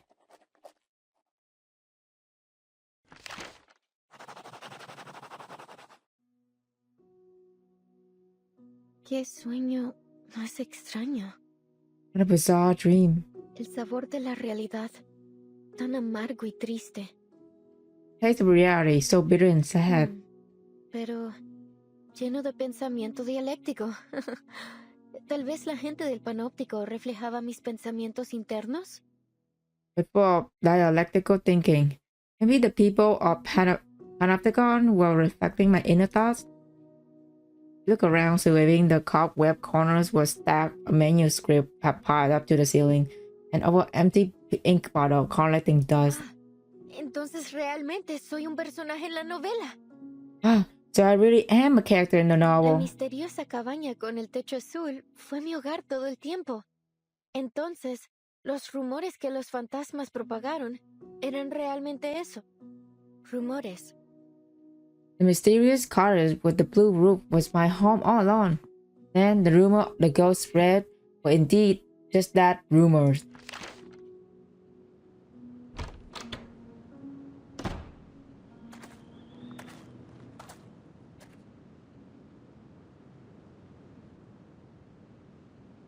The young writer stepped out her home and into the street of familiar yet foreign desert town. Countless nameless character and ghosts arrive upon hearing the news, feeling the road and sky. Bienvenida de nuevo a Amalfitano, The blank querida clerk. escritora. Welcome back to Amalfitano, dear writer. Gracias, querido ícono del capitalismo. Pero, ¿no desgarré esta novela en pedazos? Thank you, the icon of capitalism. But didn't I tear this novel to pieces? A woman wearing a peculiar hat stepped forward. Verás, Amalfitano es una dimensión más allá de la vida y la muerte. You see, Amalfitano is dimension beyond life and death. Paracasuality researcher. Oh my god. Este pueblo es un reflejo de tus pensamientos internos. Es incorpóreo. No puedes desgarrar algo incorpóreo en pedazos. This town is a reflection of your inner thought. It's incorporeal. You can't tear something incorporeal into La pieces. literatura es infinita y atemporal, como un río que fluye a través de la vida y la muerte. Literature is endless and timeless, like a river flowing across life and death. No me extraña que seas mi personaje favorito. Nunca dejas de iluminarme. No wonder you're my favorite character. You never cease to enlighten me. Desafortunadamente, la literatura es una vocación peligrosa e inútil. Nadie entiende realmente, ni siquiera recuerda tu trabajo. Unfortunately, literature is a dangerous and futile calling. Nobody truly understands or even remember your work. ¿Recuerdas el dicho? Los únicos verdaderamente muertos son aquellos que han sido olvidados. Do you remember the saying, the only true dead are those who have been forgotten? Recoleta, desaparecerás para siempre si dejas a Malfitano otra vez. Será como si nunca hubieras existido. Recollecta, you disappear for good. If you leave Amalfitano again, it will be like you never existed. Siempre he admirado tu pensamiento crítico, señor. Encaja perfectamente con tu rol. I always admire your critical thinking, sir. It fits your role perfectly. Her hand grasps the lighter palm, feeling the line etched into her skin. Todo estará bien, Recoleta. Everything will be alright, Recollecta. Lo que sea que haya pasado, ahora has regresado. Eso es lo que importa. Whatever happened now, you have returned. Whatever happened, you return now. That's what matters. El dado de Babilonia rodará de nuevo. Y cada uno de nosotros obtendrá nuestros finales. The die of Babylon will roll again, and each of us will get our endings. The crowd erupts in cheers. Así es. Resuelve el asesinato en el bar y pon mi alma en paz. That's right, shove the murder at the bar and put my soul at rest. Libera al pueblo de la locura infligida por el antiguo espíritu.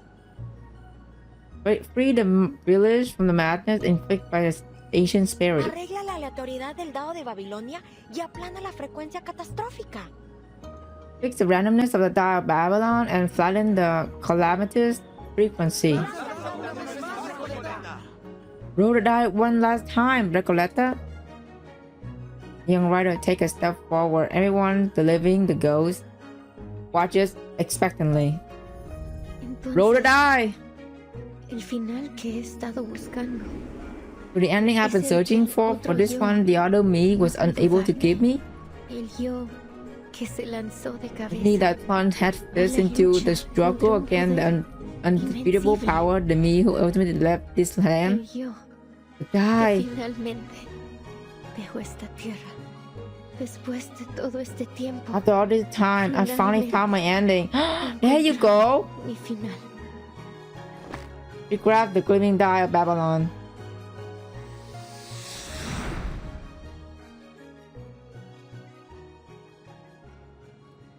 Is she getting a happy ending? Solo un lanzamiento más. Y todo habrá terminado. Just one more roll and it will all be Mi over. historia. Mi pueblo. Todo finalmente llegará a su fin. My story, my town, everything will finally come to an end. Pero el sueño sobre el panóptico también terminará, ¿verdad? The dream about Panopticon, it will end as well, won't it? Stop. Oh, cariño. Es solo un sueño. Oh, sweetheart, it's just a dream. No me digas que estás abandonando tu búsqueda de toda la vida por un miserable sueño. Don't tell me you're abandoning your lifelong pursuit for measly dreams. Este sueño es cruel. Nadie entiende esta gran novela ahí ni este pueblo asombroso. That dream is cool. No one understands this great novel there or this amazing Pero town. aquí eres una verdadera escritora. Este es tu hogar, Recoleta. But here, you're a true writer. This is your home, Recoleta. Pero ya extraño a mis amigos en ese sueño. Existe. Así como este lugar existe. I'm getting emotional, bro. But I already miss my friends and that dream. It exists just like this place does. Pero nosotros también somos tus amigos, Recoleta. We're your friend too, Recoleta. Podrías desaparecer si dejas a Malfitano. ¿Estás segura de que quieres irte? You might disappear forever, but if you leave Malfitano, are you sure you want to leave? The young writer put down the dot in her hand. The dot that signified the end of everything vanished into the sandy wind. Sabéis cómo soy, queridos amigos. He pasado mi vida emprendiendo aventuras tontas y no recompensadas. You know what I'm like, my dear friend? I've spent my life embarking on foolish, unrewarded adventure. Así soy yo, ¿verdad? That's just who I am, isn't it? Amalfitano es, en efecto, un lugar ideal. Un lugar para vagar. Amalfitano is indeed an ideal place. Perderse un rato. A place for wandering, for a short trip, for losing oneself for a Y tiene while. ustedes, mis amigos ficticios, a quienes quiero tanto. And it has you, my fictional friends, who I love so dearly. Pero debo regresar a mi sueño y ver a mis amigos ahí. Ellos son igual de importantes para mí. But I must return to my dream and see my friends there. They just as important as me. Aww! As I hear her words, the ghost of the town smile with relief. Sí, tienes razón, Recoleta. Yes, you're right, Recoleta. No se puede negar que eres un alma noble y apasionada. Cada uno de nosotros lo sabe. There's no denying that you're a noble and passionate soul. Every one of us knows it.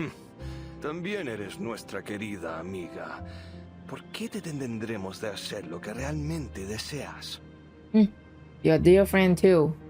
Why would we stop you from doing what you truly want? Anyone make way for her as it path into a boundless void unfold. Te deseamos lo mejor, Recoleta. We wish you the very best, Recoleta. Dude, this is so sweet. I can't. Buenas noches, querida. Que tu sueño sea dulce esta vez. Good night, my dear. May your dream be sweet when we speak one this time. Gracias a todos, mis amigos. Nunca los olvidaré. Thank you all, my friends. I will never forget you. The girl wiped the tear from her eyes and stepped into the looming darkness. Is she coming back? To where we are? It's a silence as she entered the barren land. There's only a faint sound footstep echoing against a vast of empty darkness. I've read your work, Señorita Recoleta. To be frank, it lacks both depth and breadth. This town of yours is still far from reflecting the complexity of society, and the narrative lacks a discerning perspective. It still needs some work if you want it to truly resonate with our audience. Just go for it, Señorita. You're at a perfect age to explore, experience, and learn. Time grew, and at last the girl felt her existence again within the void. She reclaimed her voice. What's happening to me? Thousands or perhaps countless faces emerged before her again. Ah, of course. The rise and fall of sanity is my story. So, even though the novel's been destroyed, the story, and myself along with it, lives on in the minds of those who read it. Thank you for your feedback, editor. Even here in this great expanse of darkness, I can still hear your words. You have my gratitude. Thank you for reading my novel, even if you didn't understand it, and likely never will. She navigated the labyrinth of words and endless expanse of mirror water, darkness surging towards her like a rush wave on a dark night, making her presence feel heavier. Honestly, I find your story totally fascinating, but I'm still struggling to understand the connections between all these nameless characters. Couldn't you make it clearer? Like a movie? Typical. Trust a writer to try to be all obscure and mysterious. Maria, Pancho, you guys are the best traveling pals I've ever had. Our paths may diverge in the future, but the joyful memories of our journey across grasslands, snowfields, and deserts together will remain forever. It's been great coming along with you. You're totally one of a kind. We'll be waiting for you at my aunt's vineyard. A little sun after a hard day's work will do you good. Passionate companion waved to her, never looking back as she continued forward. The girl's steps are no longer weightless. With every step she takes, they feel heavier and more real. She lingered inside the infinite mass in the mirror, the boundless universe filling her with both confusion and illusion. There is ambition in her writing. It's passionate and poetic, fractured and chaotic. But when viewed as a whole, her work feels like little more than a superficial illusion. It lacks the depth to truly touch the soul. I will refrain from offering further comments until she stops romanticizing her childish adventures. To put it bluntly, her phraseology feels overly deliberate to the point of distortion. Her verbiage is like a collection of vague sentiment bubbles. They're just reviewing her works. These two just reviewing her novel.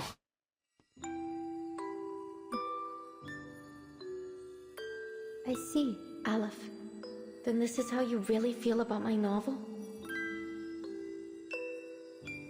1,000 readers will interpret a story 1,000 different ways.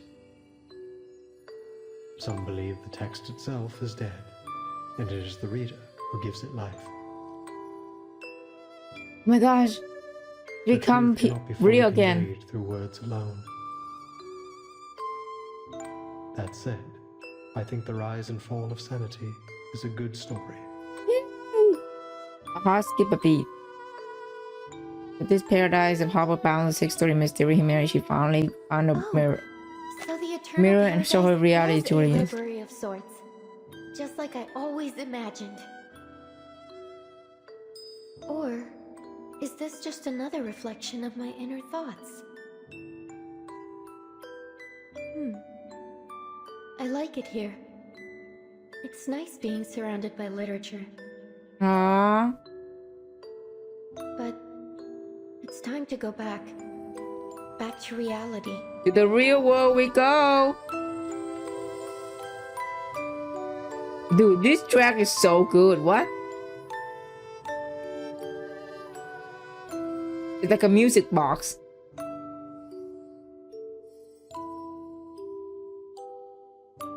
Dude, I'm actually getting emotional. Holy shit.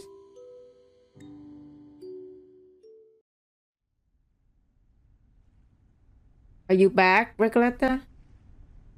You're right about literature, Dorside Beggar. He's back! It is a dangerous and futile calling, but I still believe in it. An investigator from the Foundation breathed a sigh of relief together. She's back! Recoleta reappearance is a sudden of her disappearance, and now even had the time to wipe her tear from the corner of her eyes. Oh!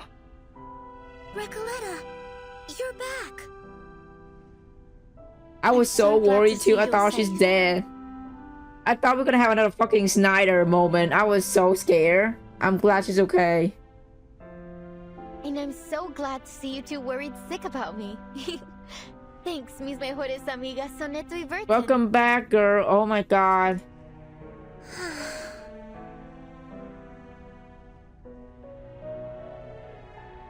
The reborn rider turned to the prisoner sitting dejected nearby. See, Aleph? I still exist. Amalfitano is gone. It's all over. You're simply a wandering ghost now, never to return home again. You may still exist, but Amalfitano will never get its ending. You've nullified its existence, rendering all of this meaningless. I'm sorry I couldn't answer your question. I have failed once again. This die falls to the ground. Once used to construct a beautiful dream, now where the magic is held had dissipated. Amalfitano and the Panopticon were two parts of a whole. With Amalfitano gone, Komala no longer has any reason to exist. Oh damn. I'm sorry, Aleph. You, who know all the mysteries of the world, who seek answers to every question, have lost yourself in the process. You can answer everyone else's questions, but never your own. Who's the person behind that mask? Is he real? Does he still exist? Who am I? The weighty ending to the story leaves the prisoner still trapped in a blur of illusion, exhausted. When the prison groaned like an ancient weather wheel struggling under its own weight, distorting, fading, collapsing due to the current in his mind. Uh-oh, it's collapsed! Stay vigilant, everyone. This is just like when the idealist and the physician had their meltdown. Okay. Only this time, it seems even worse. Oh shit. I think Aleph is trying to tear down the Panopticon. Oh my. Okay. Well, this play is gone. Beyond the crumbling wall, a shivering figure is faintly visible. He grips his gun tightly, black barrel shaking his hand, aim at the people in the room. Who is trying to shoot us? Hello? Freeze! Stay where you are. All of you. Garcia, is that you? You fucking Garcia is trying to fucking shoot us?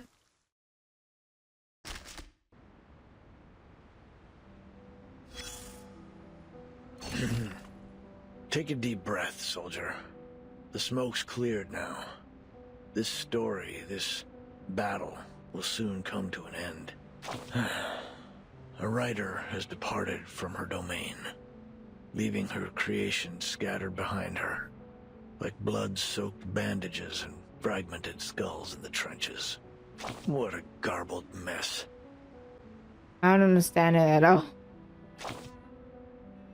Glad we're on the same page. Thank heavens my commander wasn't some kind of literature. Else I'd have been blown to bits before I could decipher their poetic orders. You develop a sense of humor. Well, it's all thanks to a certain writer. The embodiment of the wandering poet and traveler from Santiago to Buenos Aires. She impressed me with her precious experience as a cafe dishwasher and campground caretaker. What really rekindled my sense of humor was her seriousness about her literary pursuits. You'd understand what I mean if you'd ever heard a cheesy joke at a comrade's graveside. Drawing strength from her wanderings and rebellious exploits, she attempted to change society, wielding the sword of literature as a revolutionary intellectual and a leader of thought. Some would hail her as a battle angel of Latin America, with words as piercing as bullets and poems as powerful as tactical bombers. I believe in the power of literature. You stand firm in your beliefs, huh? Well, maybe that's a good thing. A commander has to trust their soldiers, or they'll be forced to surrender before long. Here, come closer. Let me tell you a secret. Many, if not all, people foolishly think it's the executioner who drops the guillotine blade, the powder that fires the bullet.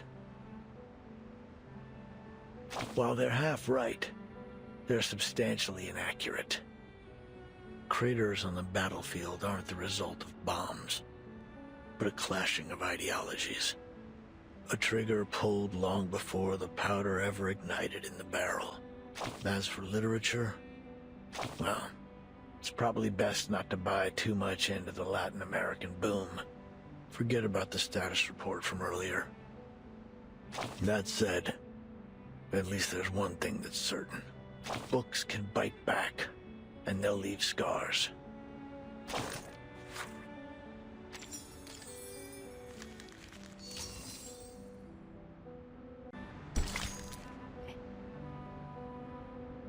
Also, congratulations on finally catching up with the main story in PTN, man. You finally did it. How was it? I mean, at this point, it's better to talk about it on Thursday after watching the concert with me, man, because there's a lot of things to discuss. There's a lot of things to discuss in that chapter, but holy shit, yeah, it's crazy. Okay. Part 18, in praise of Folie. A tiny boat adrift upon a sea of idea convinced its houses sail. Yay, all three game caught up? Yeah, right?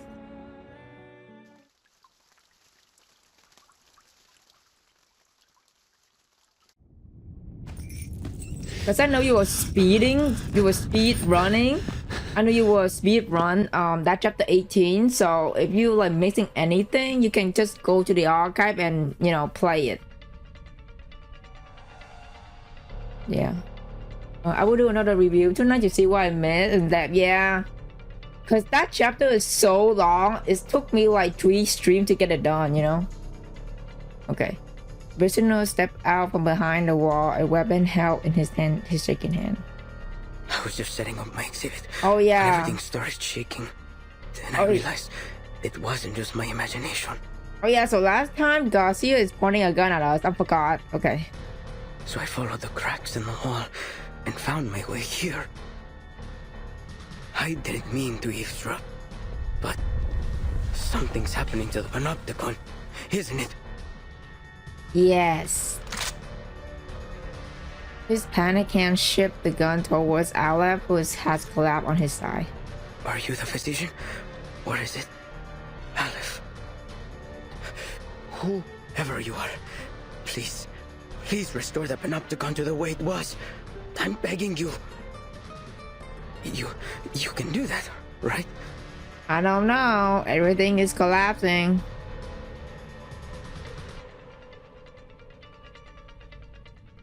Mind at once create infinity, now watch it fall back into nothing before him. Why? Why aren't you doing anything, damn it? Why is this happening? Oh, the die. If you won't help me, then I'll do it myself. Prisoner, in desperation, lunged toward. Oh, he's gonna get the die. Calm down, Garcia.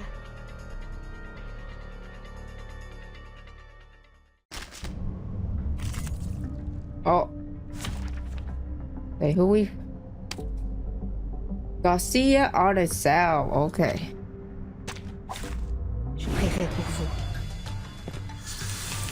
Darwin, my sight shall unveil the hidden, by God's grace. Liberato dal fratello. Now is the time for repentance. The enemies of peace now is the time for repentance. Also, Huh? It's already over? Also, you have, I think Enfer even have like what, 7 day left. So yeah, you got that. I did all 3 routes, so yeah. I think you're gonna love Enfer even because it's all about art. So yeah. Timekeeper, he's... Garcia, weakened by his confinement, is easily knocked to the ground, unable to withstand even the lightest touch of arcane skill. Why is this happening to me? I was so close to completing the exhibition. Can't you see, Garcia? There is no one controlling this place now. You're free. It isn't the die that's trapped you, nor is it the walls of this prison. It's the rules and that overpowering gaze from the central tower. But now that's all gone. You can go outside. You can set up your exhibit anywhere you want. No need to stay stuck in this. Looking back on all that he had lost, the artist cut her off. No, Señorita Recoleta. You've seen the world out there. You know as well as I that there's nowhere else I can go but here. This is the only place in the world where I can hold my exhibit. And you've ruined it. You've ruined everything. Jesus.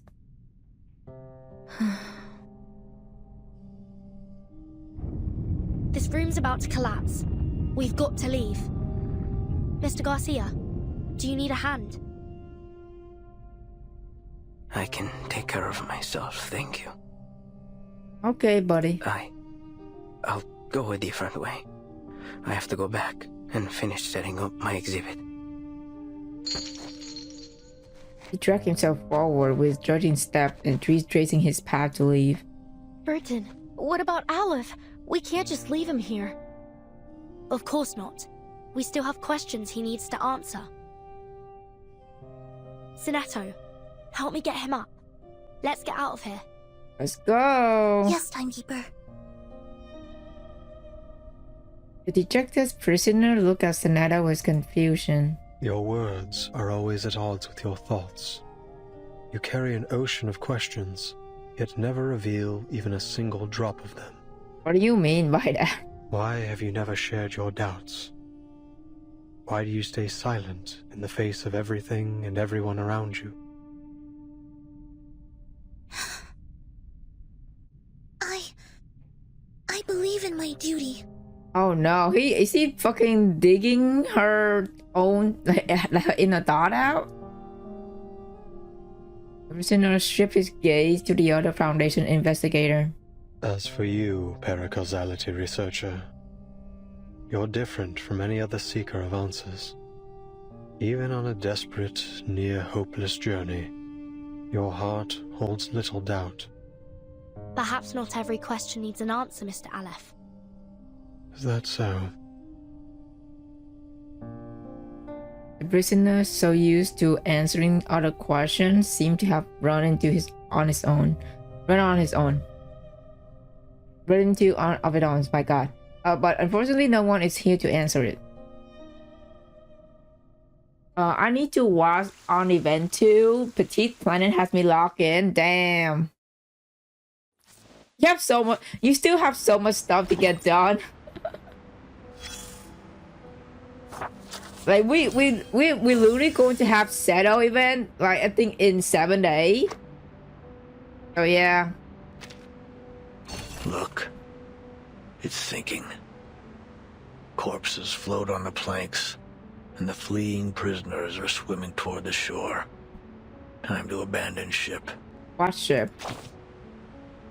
One that was exiled to a desolate corner of the ocean by the resplendent civilized world. It's both a prison and a sanitarium. Are any of your friends aboard? If so, you might find the following report a little offensive. Dregs of society. Human scum. These are the terms used to describe its eccentric passengers. To be fair, they do lack discipline and independence. But that may well be a response to the heavy pain they've endured.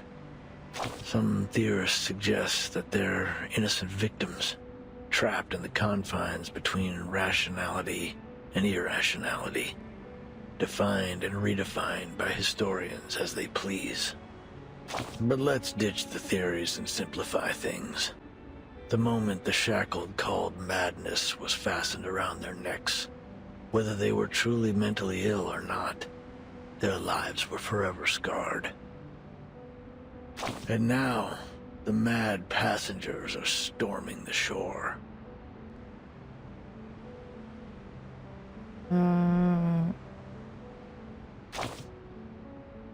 I suppose it is. You can see the joy in their faces, even in the footprints they leave behind as they hop across the beach. Yes, freedom is favorable indeed. The freedom to squander our lives, to trample on the dignity of others, the freedom to embrace absurdity and meaninglessness. Let's dig deeper. Scavenge through the messy battlefield for dog tags. Were these people born mad? After watching the inhabitants of this earth tear each other apart in one war after another, I've concluded this. Only knowledge drives people to madness. Ignorance does not. I mean, sometimes. Madness is a side effect of the sedative that is knowledge. As long as those on land continue to consume it, this ship will never be short on recruits. This is a war between madness and civilization. Both sides have leveled accusations, spilled blood, and pummeled each other.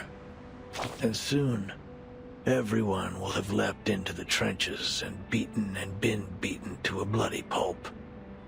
Only a few can escape this fate. Like who? Check your 6.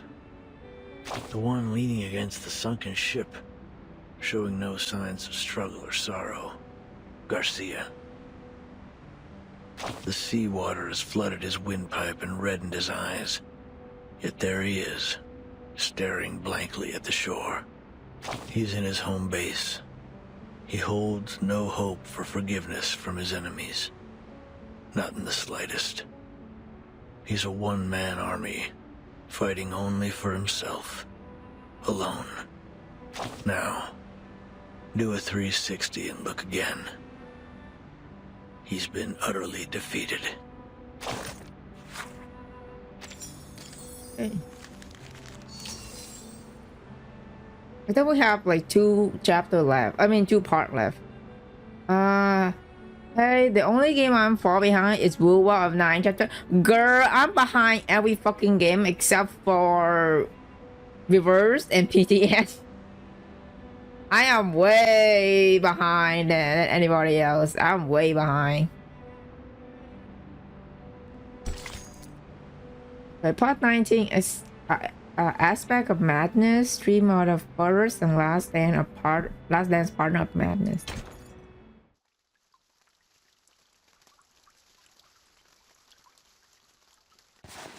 Dear Erd, why are you so interested in the panopticon of Kamala? Dear Mr. Aleph, whether as a doctor or a writer, I simply cannot turn a blind eye to the friction around me. Especially the discord and injustice I have witnessed here in Kamala. So, I would ask of you a question. Is there any way to resolve the endless conflicts in this place?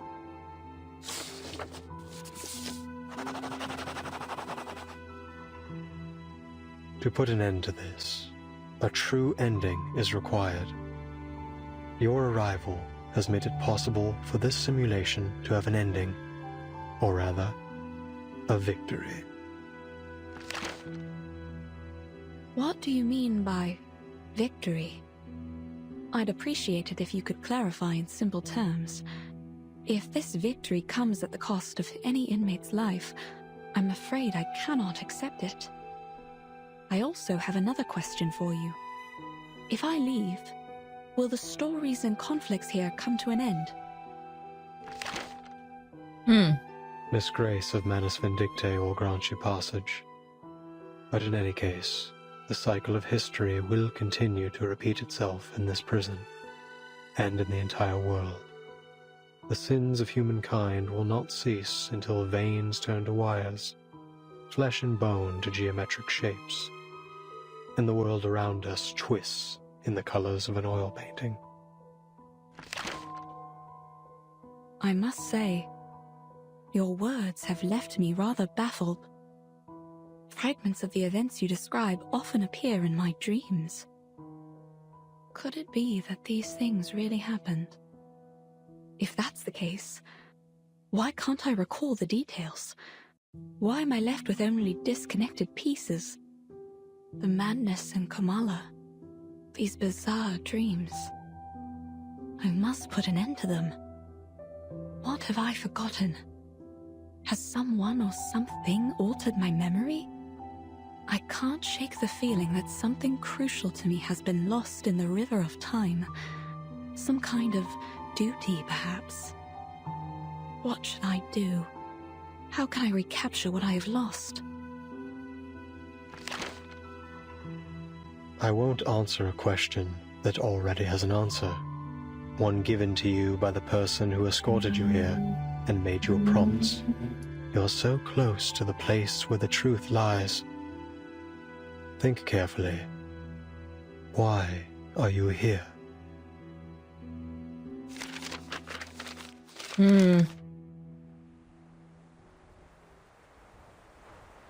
These letters we found have answered a great deal.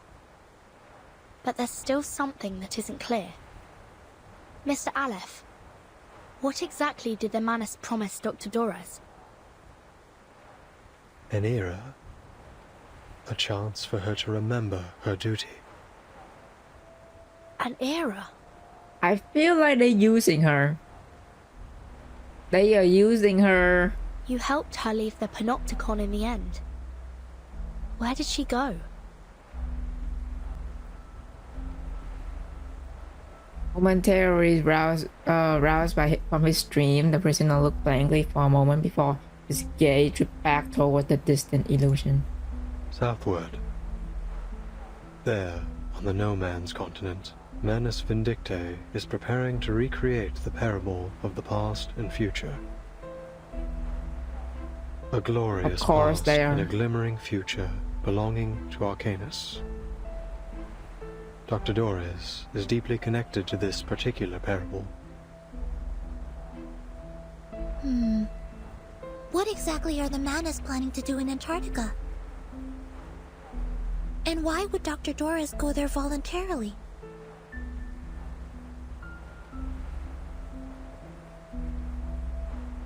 The information reveals stir unease in the heart of investigators from the Foundation. Mr. Aleph, when did Dr. Dores depart? It was a day when both the clouds and sun were visible. A day when both the clouds and sun were visible. Could you be more specific? Literally me, I was like, can you just be simple? Like, just Specific? You mean the time of day? Monologue a lot in any sort of time, a necessary exchange to make room for an infinite cosmos of words. He once again find himself without an answer. When both clouds and the sun were visible. Hey, Vertin, I think I know. It was 3 days ago. Then Dr. Dores wasn't going to Comala on the day I met her. She was leaving. She was headed to Antarctica. Oh, that is where Nautica is. Let's fucking go. We're going to meet Nautica next chapter. It was cloudy that afternoon, with a brief spell of sunshine, just like Aleph described. Then it hasn't been long since she left. Excellent news. 3 days. If we set off immediately, we might still catch up to her. But, based on the intel we gathered in Ushuaia, Manus Vindictae bombed the entire port 3 days ago. Clearly, they wanted to prevent any interference from the Foundation. It's unlikely we'll find any functioning ships there. I'll report the situation to the Buenos Aires branch. Timekeeper, I'm afraid we'll have to find another way to get there. I have a boat. Oh wow, okay. A small boat gifted by Manus Vindictae. During the past several storms, he has taken this boat traveling to Antarctica at Manus Vindictae's invitation to evade reversion. Could you lend it to us? The situation's urgent, Mr. Aleph. Please? Oh, we say yes. We need to go there. Pick a dot, okay. We need to describe lighthouse, a descriptive lighthouse, a battered little boat bobs in the sink with the wave. It is small and fragile, not the kind that seems capable of braving a nice sea. This boat will automatically take you to McMurdo Port, the landing point Manus Vindictae established by the shores of the Ross Sea. Okay. Senator eyes the boat with skepticism, rightfully distrusting this advisor of Manus Vindictae. I don't blame her though. Manus technology. Its arcane energy source is highly unstable. Timekeeper, I suggest we wait for support in Ushuaia. I don't usually agree with Soneto, but I have to admit, I don't have much confidence that a boat this small can actually make it to Antarctica. Mr. Aleph, do you know anything about Manus Vindictae's ritual? How far has it progressed? The ritual could begin at any moment. I believe that's why they left Kamala. Upon departure, one of their members, a woman named Grace, told me they would seal off the sea. Are we too late? If you wish to find Doris, you must follow the same path she took.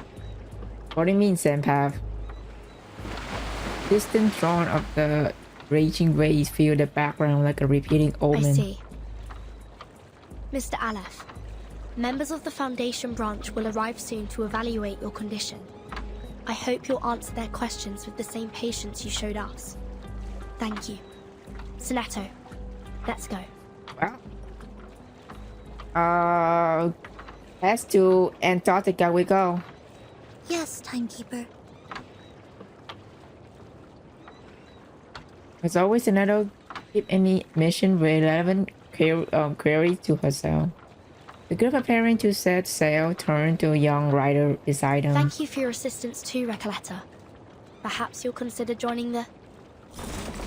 And thunderous crash echoed from behind them. The sound collapsing building. What was that? It came from the Panopticon. Uh-oh. What is happening now?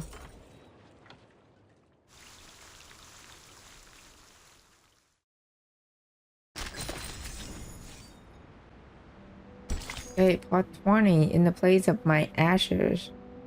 They pray the story ends where the ashes rest. In the end, the night is not eternal. I think this is epilogue, right? Of this chapter.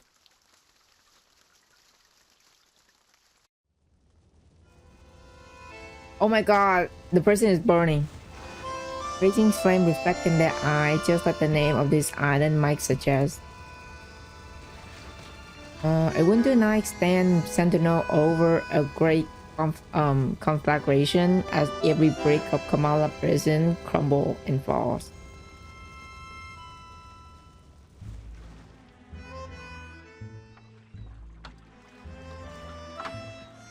With Alep's control gone, Kamala is collapsing. The inmates aren't even real criminals, are they? And they're still in there with no clue that they're no longer being watched from the central tower. We have to go tell them. We have to get them to safety. Yes, we should help them get out. At least until support arrives. But... the Manus ritual... Battered both way within their sight. Don't worry. I'll go alone. Please be safe, Recoleta. Huh? You should hurry. When this is all over, I'll write to you, my dear friend. Please be okay. During this journey together, our teamwork has been impeccable. So, you can trust me to do this. I'm not doing it just to help you or the organization you represent. I'm doing it because the inmates are my friends. Okay, I trust you. Take care of yourself, Recoleta. Please be okay. But if the storm truly is imminent, as Dr. Merlin said, then, Miss Recoleta, you... She can reverse too. Senator, more familiar with anyone with Foundation exhaustive regulation, has no ready answer. She knows that in this era, before those arcanists who remain ignorant of the truth, she must watch her words. I don't quite understand what this storm is all about. But don't worry. A brand new adventure is the best thing that can happen to a writer. Oh my god, I hope she don't get reversed, man. I hope she don't get fucking reversed by the storm. And I doubt it'll surpass the epic adventures we've shared over the past couple of days. I'm going to write everything, including the two of you, into my new novel. Then I'd like to be the first to read this new novel, if that's alright.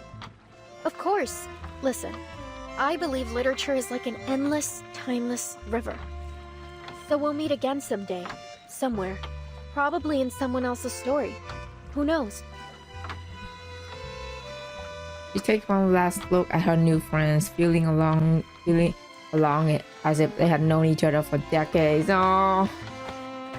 And without a backward glance, the girl flings back to the burning ruin. Mis queridos amigos. To the prison. Very well, my cherished friend. Oh, be safe, girl.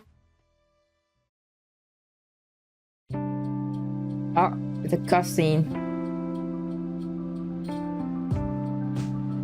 Let's go to prison. It's burning down.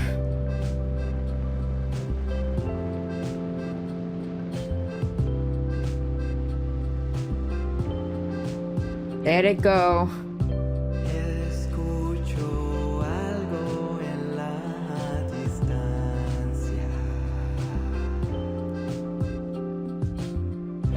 It's a girl.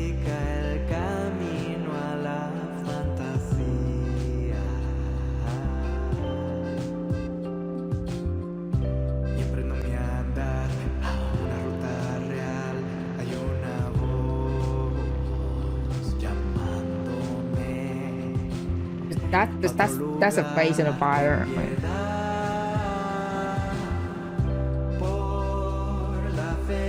Oh, that's Garcia and Octavia.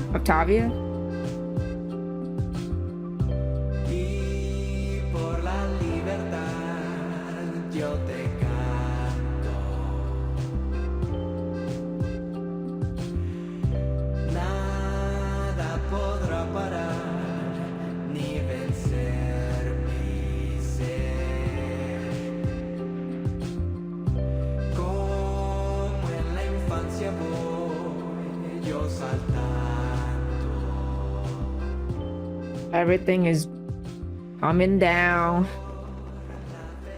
The music here was amazing. Yeah.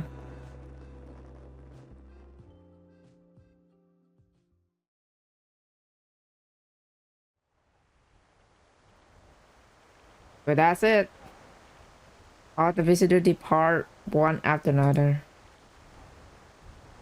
Amid the distant echo of singing, the creator of this prison stared into the fire as it burned. The moment holds for time until Rebel's jaguar appears at the docked edge, staring at the human before her with uncertainty. Dr. Merlin, you're Dr. Merlin, right? I finally found you. That's Aleph. What on earth happened in the central tower? Right after I left, the whole panopticon started collapsing. The tower's in ruin. I've been looking for you everywhere. Please, sir, come with me. It isn't safe. That won't be necessary. The snow is still falling, yet everything in the labyrinth has already gone up in flames. Oh god, the fucking YouTube stream is disconnected. Hold on, give me a second. Oh boy.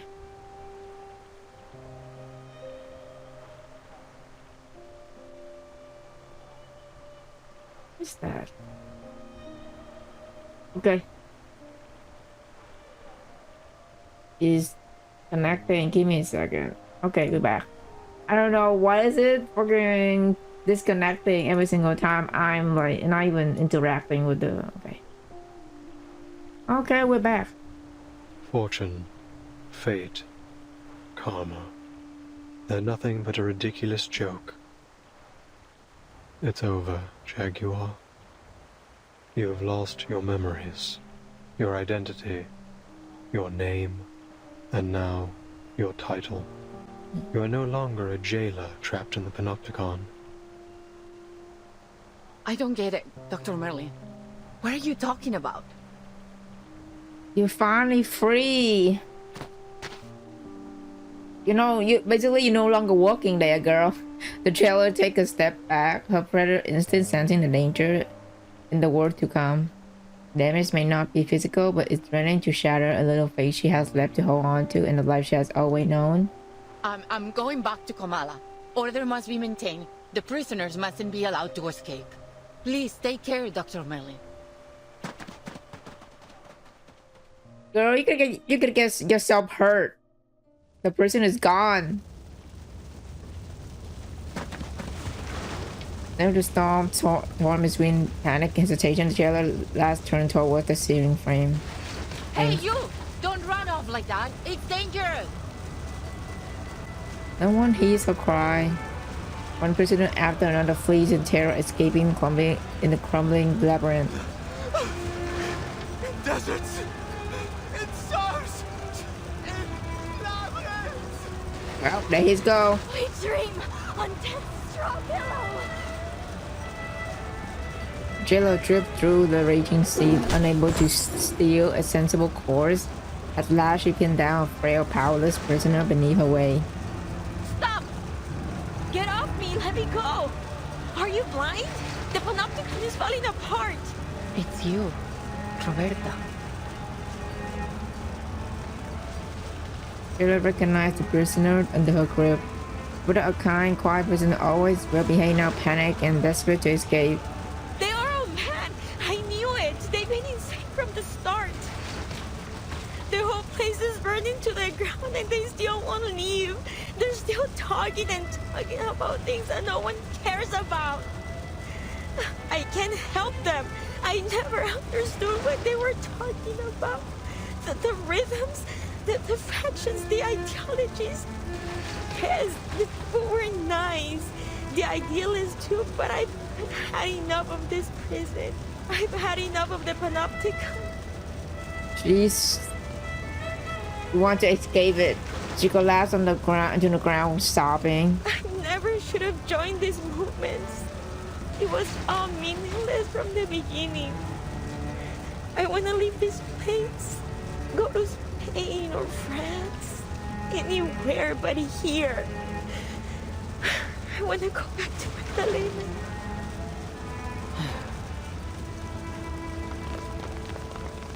Jaguar releasing her grip without a backward glance. Everybody leaves. I mean, at least she's 9. Let her go. Jayla stepped back into the circular structure she knows as her only home. Well, let's go. It's come to return to dust.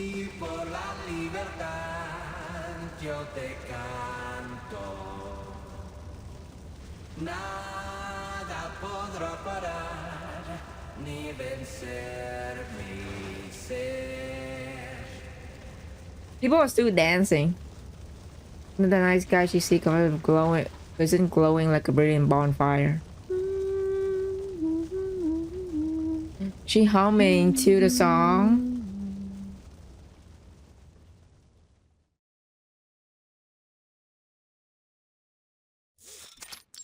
Three days ago. An employment for the Jaguar?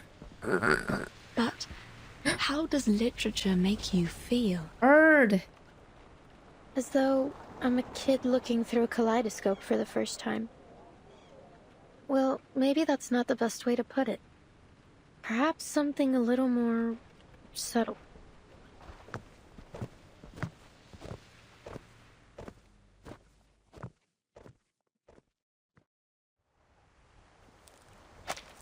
Young runner down in the vortex of water and walk away. Okay. Walk presently towards Kamala prison, arriving in the dock hidden between cliff and reef. At the person who answered all questions await her arrival. A ship sailing to an unfamiliar land. A parable of the past and future. An era that once existed and is yet to come. Is this the answer you've provided, Mr. Aleph? No, Erd. You will have to find this answer yourself. No one can help you with this. No one. I see. Thank you, Mr. Aleph. I will remember what you've told me.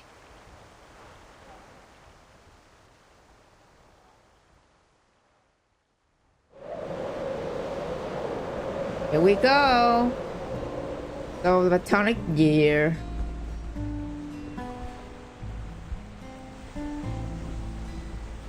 World out knew right and wrong.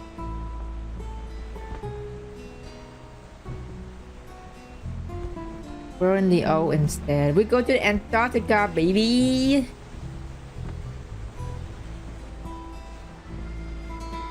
All men are dancers and their trade.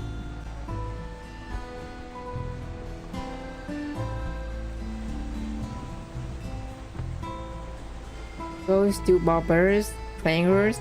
Oh my god. Oh, there's Earth. 1919, okay.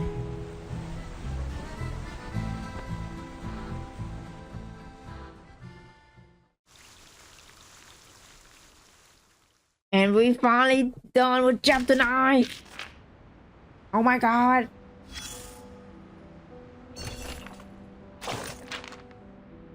Why are you here? Oh my god, Ew Santos. Zero Soldier, the Admiral sent me to deliver the latest update. Ah, I think Igor has misunderstood something. Just because we both here doesn't mean Apostle, Brotherhood, and Zeno are obligated to work together. The Santos, you know the preachers say before, each and every one of us is their subject. Why don't you just tell me what Igor really sent you here for? Zeno intelligence officer intercept a message from the Foundation Bruno Errors branch. How typical of Zeno to do something like that. The message state that a fleet from the Foundation, including the battleship and a destroyer, had departed from the north and headed to south. You telling me those gray and white jackers are actually setting a fleet? The general wants you to speed up the transport of personnel and supplies to weaken the manpower of the Foundation. Foundation Buenos Aires plans. How was it possible? Let me make this perfectly clear. I do not answer to him. But for the preacher, and for them, I will fulfill my duty. Tell your Admiral that he doesn't need to worry about anything else. We will prepare a proper welcome for the Foundation feeble little fleet. Understood. Man, fuck you, Santos. Screw this guy. Okay, we're done with chapter 9.